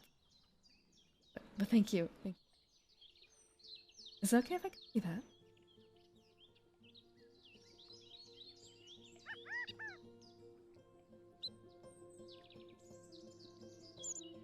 That's a little quick. That's a little quick.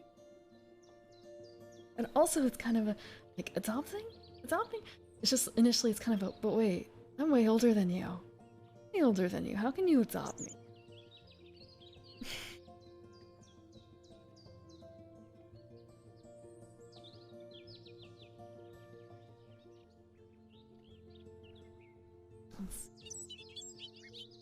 We have 5 turns left.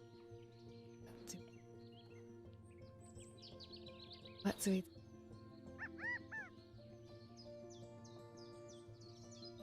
Wish I can... Sure. The eaters are working a bit overtime to make up for the cold outside. So it's just kind of things aren't overheating, right?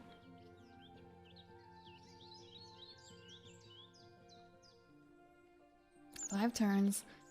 We want to get this great blue heron. If I draw up, back up, it's not gonna work out. What I need to do is like get rid of some of these other cards and then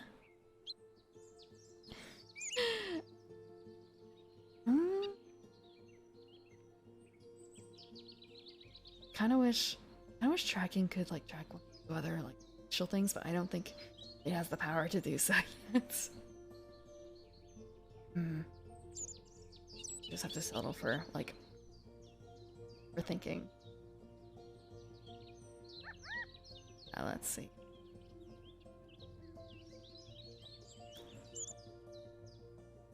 Do this instead. We keep the great blue heron.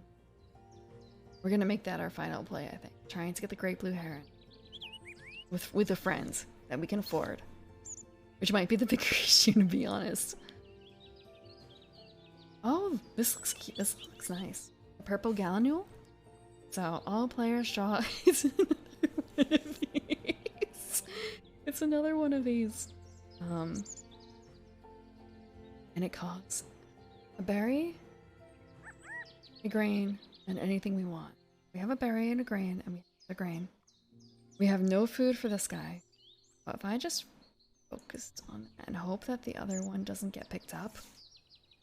I just have to hope the other one doesn't get picked up. But also we're kind of fucked on food here again, because like, we can pick up food, but it's not anything that the great blue heron needs. So again, it's going to be rather wasteful. Unless I pick up dupes. If I heavily focus on the berry and the other thing. But there's also the case of like... Okay, it won't be a problem actually. Because we'll be able to pick up the last one with the grosbeak. I'm going to pick up 2 foods. I'm going to pick up this and this. And the bush that's going to be full up on eggs. We're going to pick this one. Fuck a card. Which one are we going to... The nut hatch, I think?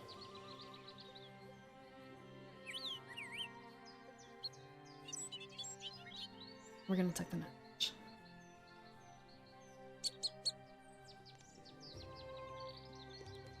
And now we're full up on eggs. For that bird. Which, like, looking at it like, ah, only 9. But all our eggs are... We have 9 eggs in the... one thing. Let me check real quick. What is everyone else doing for that? They have 1 egg category. Oh.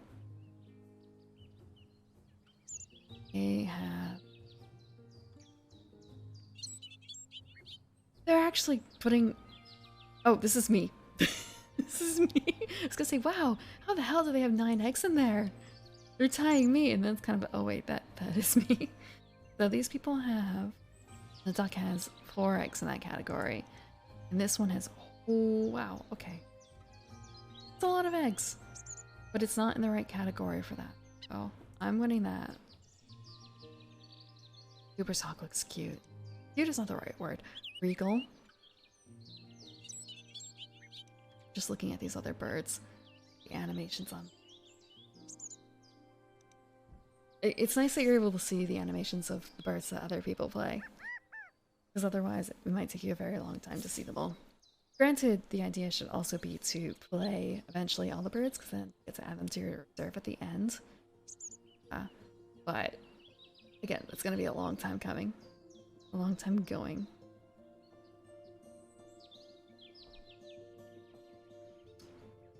We're going to draw birds. Oh, that's kind of cute. It sounds like a creaky door. It sounds like a creaky door.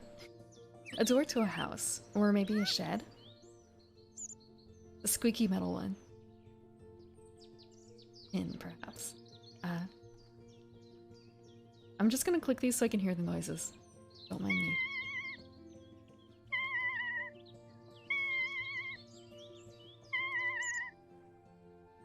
Sounds so sad. You're one of those. Have a good night, Slasha.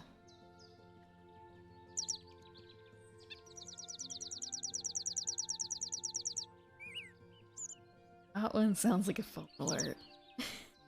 The really long one. That's a phone alert. One of them is like, I'm getting a call, and the other one is, I'm getting a text.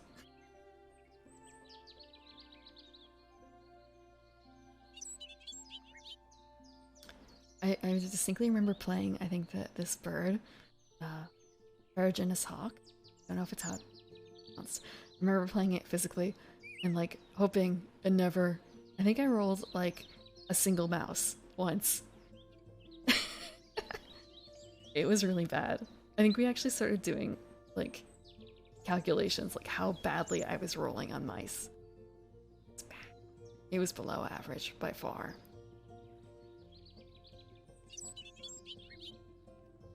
We're gonna steal this one too.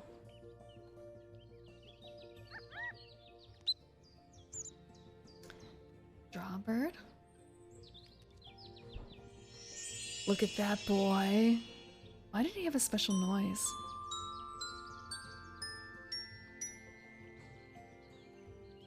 What? I don't... Why did that happen? You saw that, right? Like that? Were those lit up before? I don't know why it did that. Okay. I was just admiring the neck on this bird. It's very graceful. American bittern. That... Huh. That sounds like you're uncorking a... Well, there's a word for this. A water... Not bottle. Like a old-fashioned water sack. There's a word for this. There's a word. Like in D&D. You don't have... That's not a flask exactly in D&D. More like it's a leather bladder of some sort. Store liquid in. That kind of thing. I say leather bladder, but like... the outside might be made of leather, but the inside is not.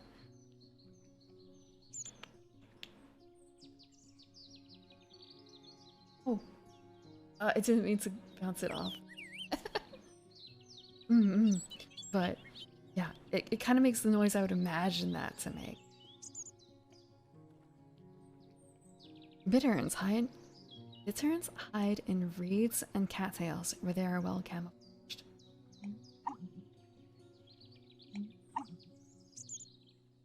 It's not quite the uncorking of a bottle.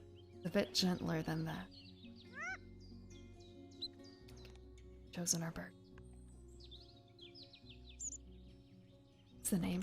Hi? I'm gonna look up the word. Knows what the word is. If I just look in like water skin. Water skin is the word. Thank you so much.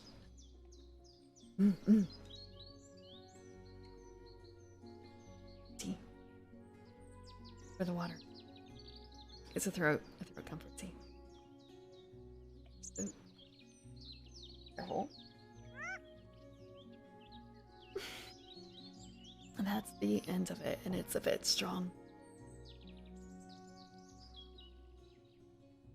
What did we do before Google? Personally, I did ask Jeeves and Yahoo. Not at the touch of our fingertips so much.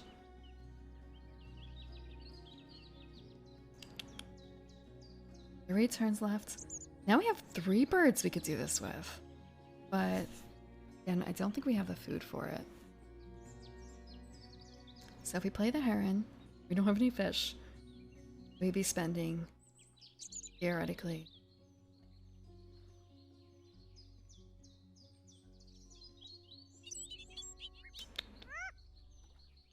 I think we'd be missing like 1 piece of food if we were to play this. Because we could play this guy just fine while we currently... It's legal. But if we play the heron, we need 4 pieces. We only have 2 pieces left, yeah. So we need a little bit more food. Or we can play exactly with the great blue heron. We're gonna grab that. Which is blue heron. Oh. Actually, you know what? What I might do is play the... If I play this guy right now, I can try and work at the very end to play 2 of these at once. It's dicey. Might work. If I spend 1 turn doing this, another turn getting food, would I have enough food to play both of those? Just because otherwise I'm doing a trick with eggs, and I want to spend eggs first without, so I don't overcap on eggs, if that makes sense, because you can't. It only has 6 spots for eggs, you can't lay anymore. So, I was thinking about it.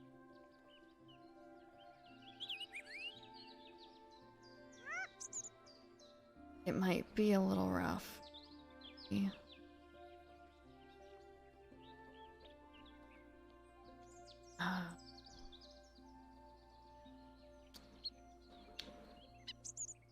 I don't know if we would be able to get away with that, simply because it would have to be perfect. We're only gonna get 2. Oh. Okay.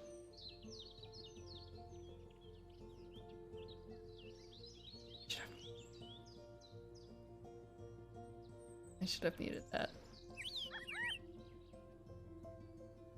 So we're actually going to play the first.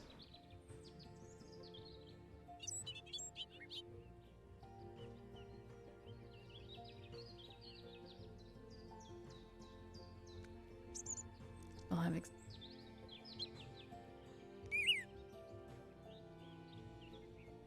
I do this, can I? I have to do it for that. But I'm taking the choice away from someone else. And we're gonna take a card. This guy.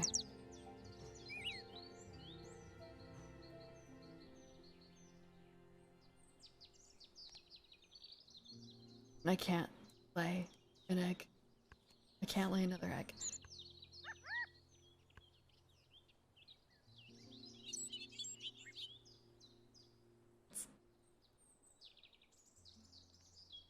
One more turn.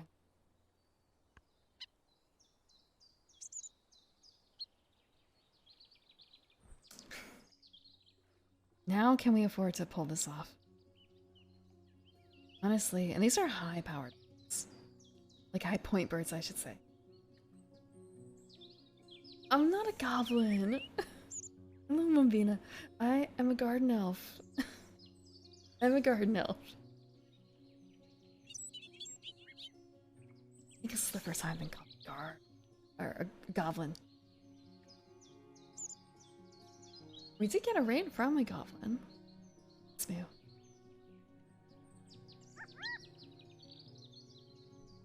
Weird. I'm not a goblin. I am like nearly 5'5". Are goblins that? I'm nearly 5'5". Are goblins that tall? Also, like, there's a whole thing of goblin short staff. I don't think I qualify for that. I don't qualify for that. But I can point you in the direction of some goblins. It's not goblin. It's not goblin. Okay. We're going to play the heron. For that. Same time. Both of these are going to be the same point value. And we can almost play this. That would be literally all we could play. Versus this. We can afford it fine. Oh. We gotta spend eggs. We're gonna do that. And we're gonna play this.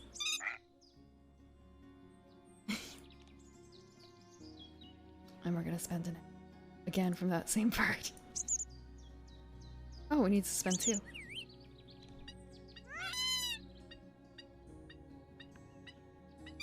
There's also Mimi.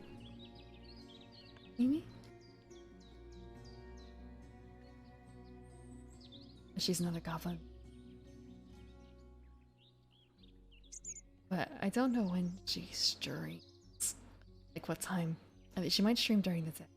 I don't tend to watch a whole stream during the day while I'm sleeping. Like sometimes I catch them really early in the morning. Or in the afternoon if I happen to wake up. But then it's usually more like afternoon ASMR, go back to bed. One turn left. I'll draw something from Carolina Wren. Gain 2 cards. Too bad that doesn't really give us anything. It would be ideal if we could do this, but we can't. We can't afford this. That would cost 6. 6 of any type of... Don't have that. We don't have that. I also want to say, just because someone's green actually doesn't mean they're a goblin, you know? Other people can be green too. With pointed ears. And like, my ears are kind of big. They're not like goblin big, you know? I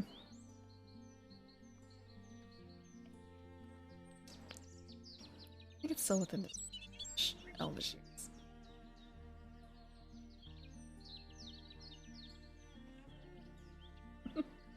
I heard blue women are more popular though. I heard blue women are more popular.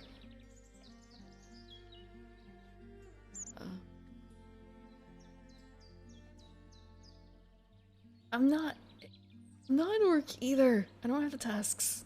I don't have the tusks. And also they don't tend to have hit points either, do they? And also I'm not like I'm not built. I'm not built.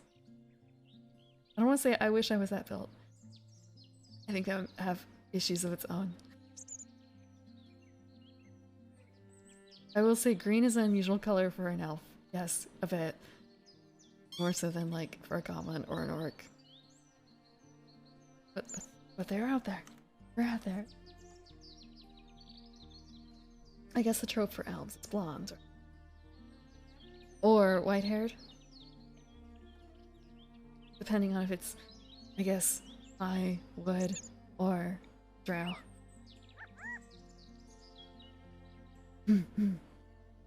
So like, think of me as like something kind of like a wood elf, except the glamping version. I'm the glamping elf, the garden elf. Wood elves go camping, garden elves go glamping. Elves don't have to be lewd. Elves don't have to be lewd. Planting invasive plants in your garden at night? Oh, we don't do that. We don't do that.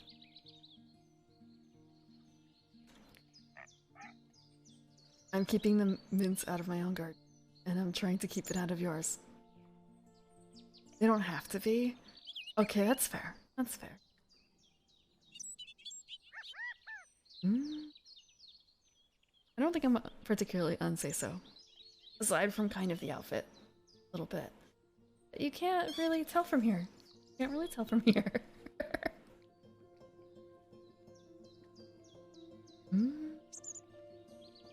And honestly, it's a detail that some people missed. But that's fine by me. That's fine by me.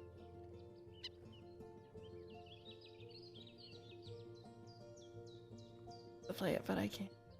Just one more move. I can play the Wren, or I can play this. Might as well just play for points, honestly. This. Play?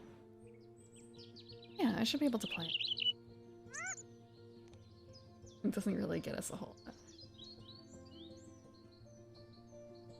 Okay, we're gonna spend a neck. Wow, it's just kind of a wow, I was in the lead for this and now I am no longer in the lead. Oh, we get to choose a bonus card. Okay, this is where we have to kind of get their stuff. For that. I'll do a quick sell. Oh no, it's a little cut off. Yeah, so sparkly dress. See-through dress. And yeah, bare feet. I mean, like, no shoes. No shoes. That's probably a more appropriate term because I do have the stirrups.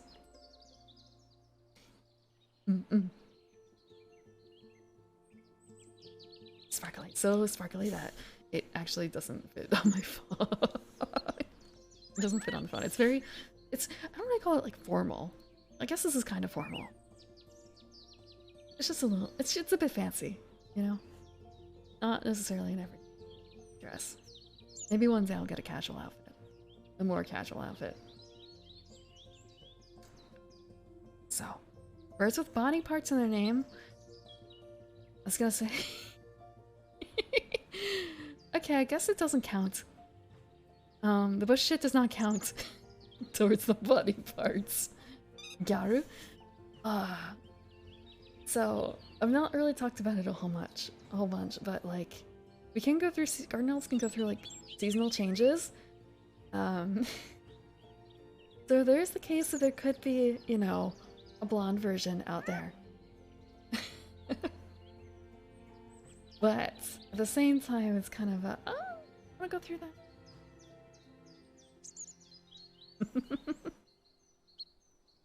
One for every season. Although, I mean, I can just dye my hair. I've dyed my hair black once.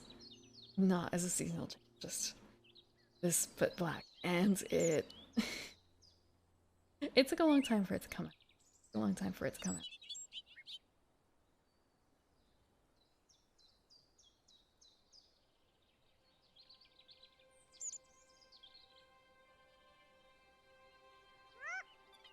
I have to get a grandeur look. So, cartographer versus anatomist. Wait, does California count? Yes, great. Does Nect count? Yes. Oh, I don't want to do that. So... we only have one that has a location, but we have two that have body parts. So we probably want to go with the body part one. Yeah. Otherwise, yeah, okay. If I just looked at this, it would have told me. I looked at this. We get 3 points for this one. So we're gonna go for that.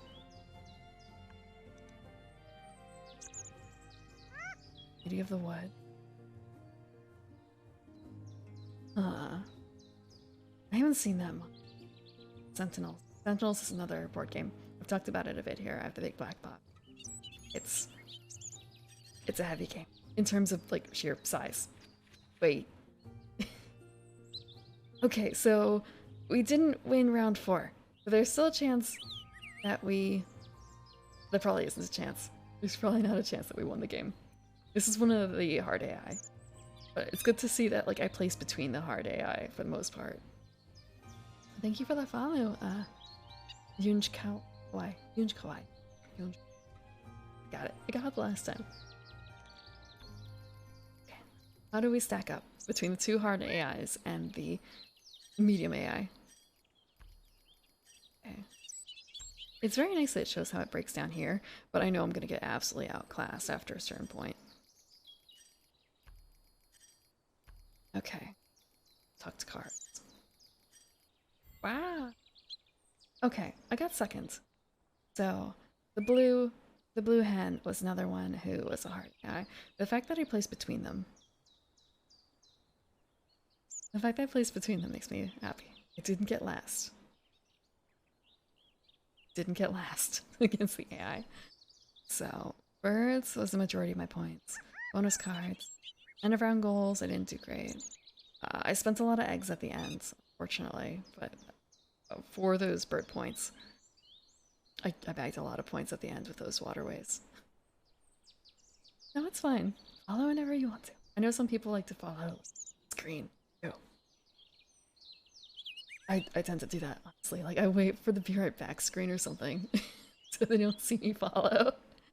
Or follow offline at the end. I lurk.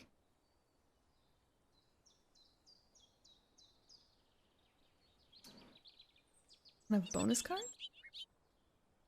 Oh, bonus cards are over here. Yeah, we did a lot of tuck cards, but not nearly as much as the hand. What was she doing? Let me check.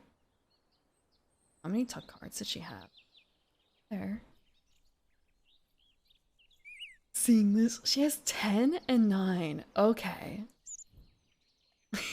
No wonder. I thought I was overdoing it with the bush tit over here with the 9. If I had chained it. I had chained it, but I didn't get a chance. I feel like it wasn't a very lucky game. Oh, and also seeing the number breakdown. Okay. Mm.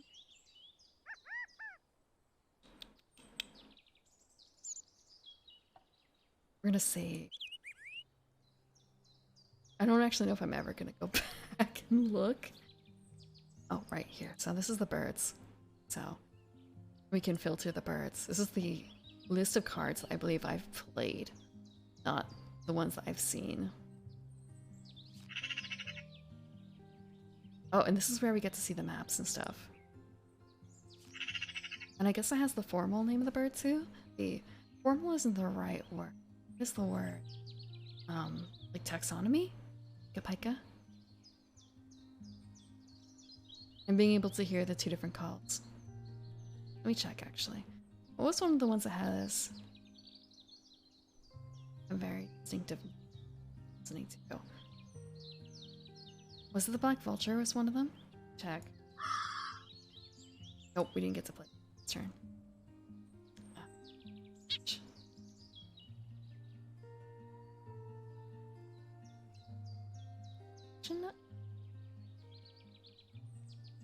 J, Junko, Roller.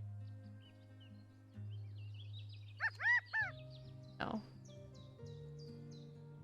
Since Finch.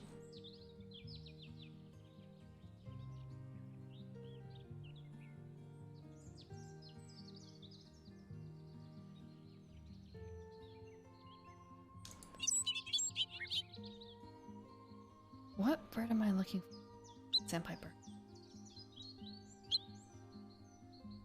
Maybe not.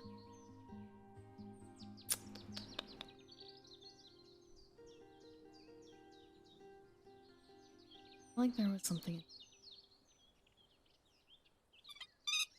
This one. Like, what's the difference between these two things? Oh. Squeaky door bird, yeah. And so we can see where it comes from.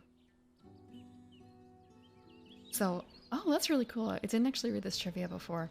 With its long toes, this bird can walk on lily pads without sinking. And that would explain the image too. It's a really neat fact. So these are all the birds I've played in the various games so far. Only the ones that I've gotten out into a reserve. My grander reserve, is it called Ur reserve maybe? You can apply you are the you with an umlaut, like an over thing. The over reserve. And you can filter by expansions and type of birds. Like what type of nest, what kind of food it eats, location, a whole bunch of stuff. Some of which I guess is like only applicable for the game, but I guess for bird lovers, it's another.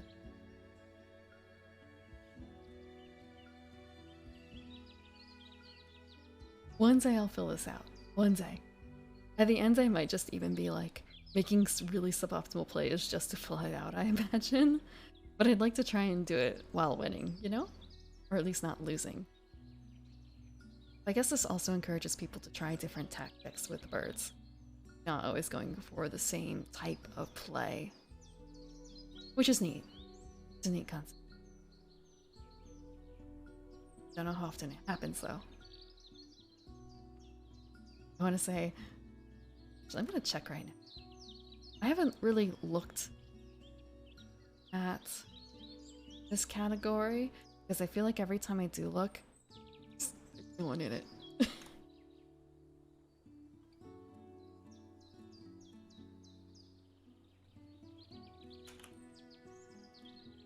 struck. Yeah, I'm the only one playing Wingspan. I'm the only one ever playing Wingspan. Maybe not. Actually, I do know one for other person who has played it. I haven't seen them play it, but I've heard that they played it. The question. Question. I'll do my best to answer.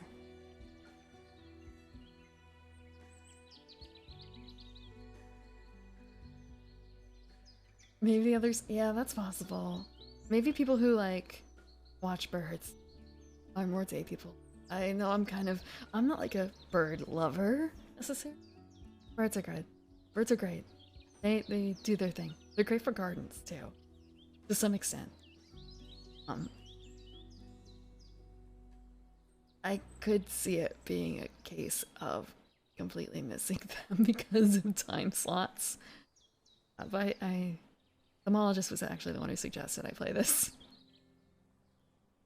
And with his time zone, there's not really a whole lot of overlap, unfortunately. But maybe someday. Maybe someday I'll be able to get like a collab or something. Shape-shifting YouTuber? I suppose it depends on how it goes.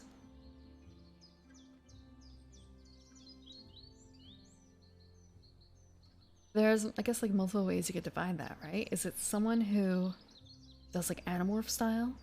Or is it someone who can shift between like two distinct forms or so? Or is it... Because I know that there's Albernot, he's a mimic elf. So, like, if you consider that shape-shifting, mimics, that's pretty cool. I like watching Halbernot. Otherwise, I don't really know a whole lot of like pure shape-shifters. A whole lot of pure shape-shifters. I think it might be a case of like get expensive. Like it get expensive. Changing ears and growing tails and stuff. Yeah, I don't think I've ever met anyone like that.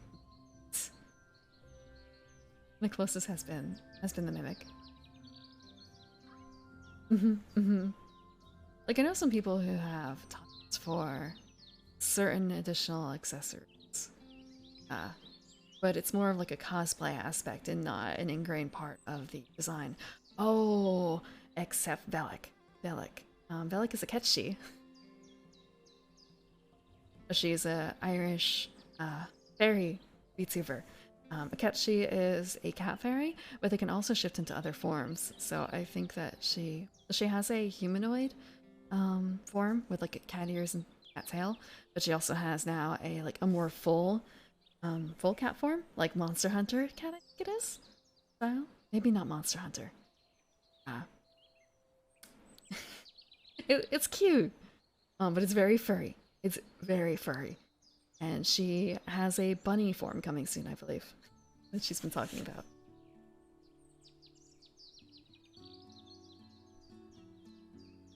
But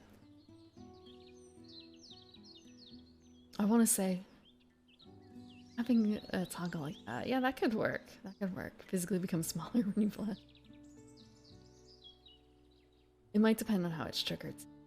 It might depend on how it's triggered. If it's like a more thing that you choose to do, like this, or if it's something, let's see, gosh. Or if it's something that happens a bit more naturally, which can be a bit more jarring.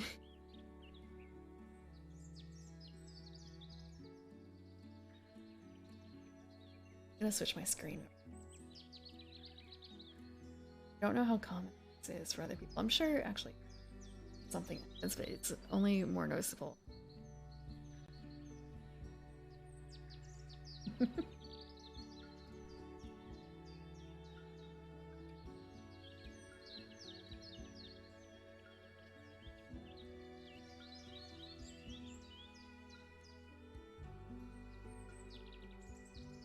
Here.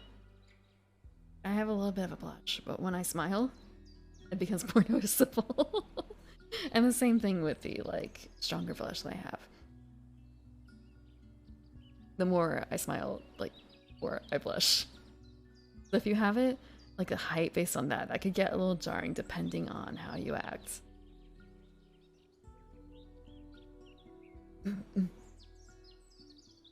I had a really good record. I'm very happy with the typo. And mother, my artist mother. I love her too. But they do some really interesting things too. One of my siblings, YouTuber siblings, is a ham sandwich. I'm not kidding. He has a giant sandwich with olives for eyes and like big muscular arms. He has like the Trogdor sandwiches. So they're interested in doing odd things.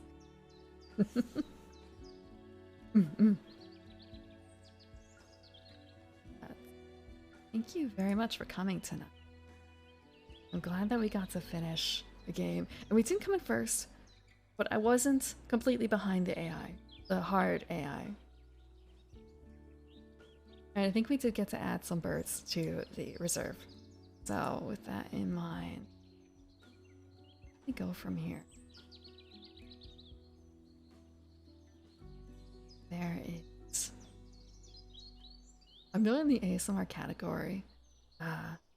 Aubrey is doing ASMR. But we could go to... Callie. Check.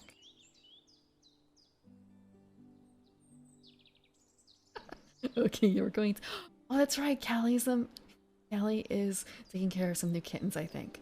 I want to go check them out. I want to go check them out, so I'm bringing you guys with me. Callie is, she's a magical girl under house arrest. I guess during her case right now, being house arrest, she's taking care of, like, kittens every 2 hours. So, for the rest of the week, tomorrow we're doing Vampire the Masquerade. Hopefully finishing up. Hopefully.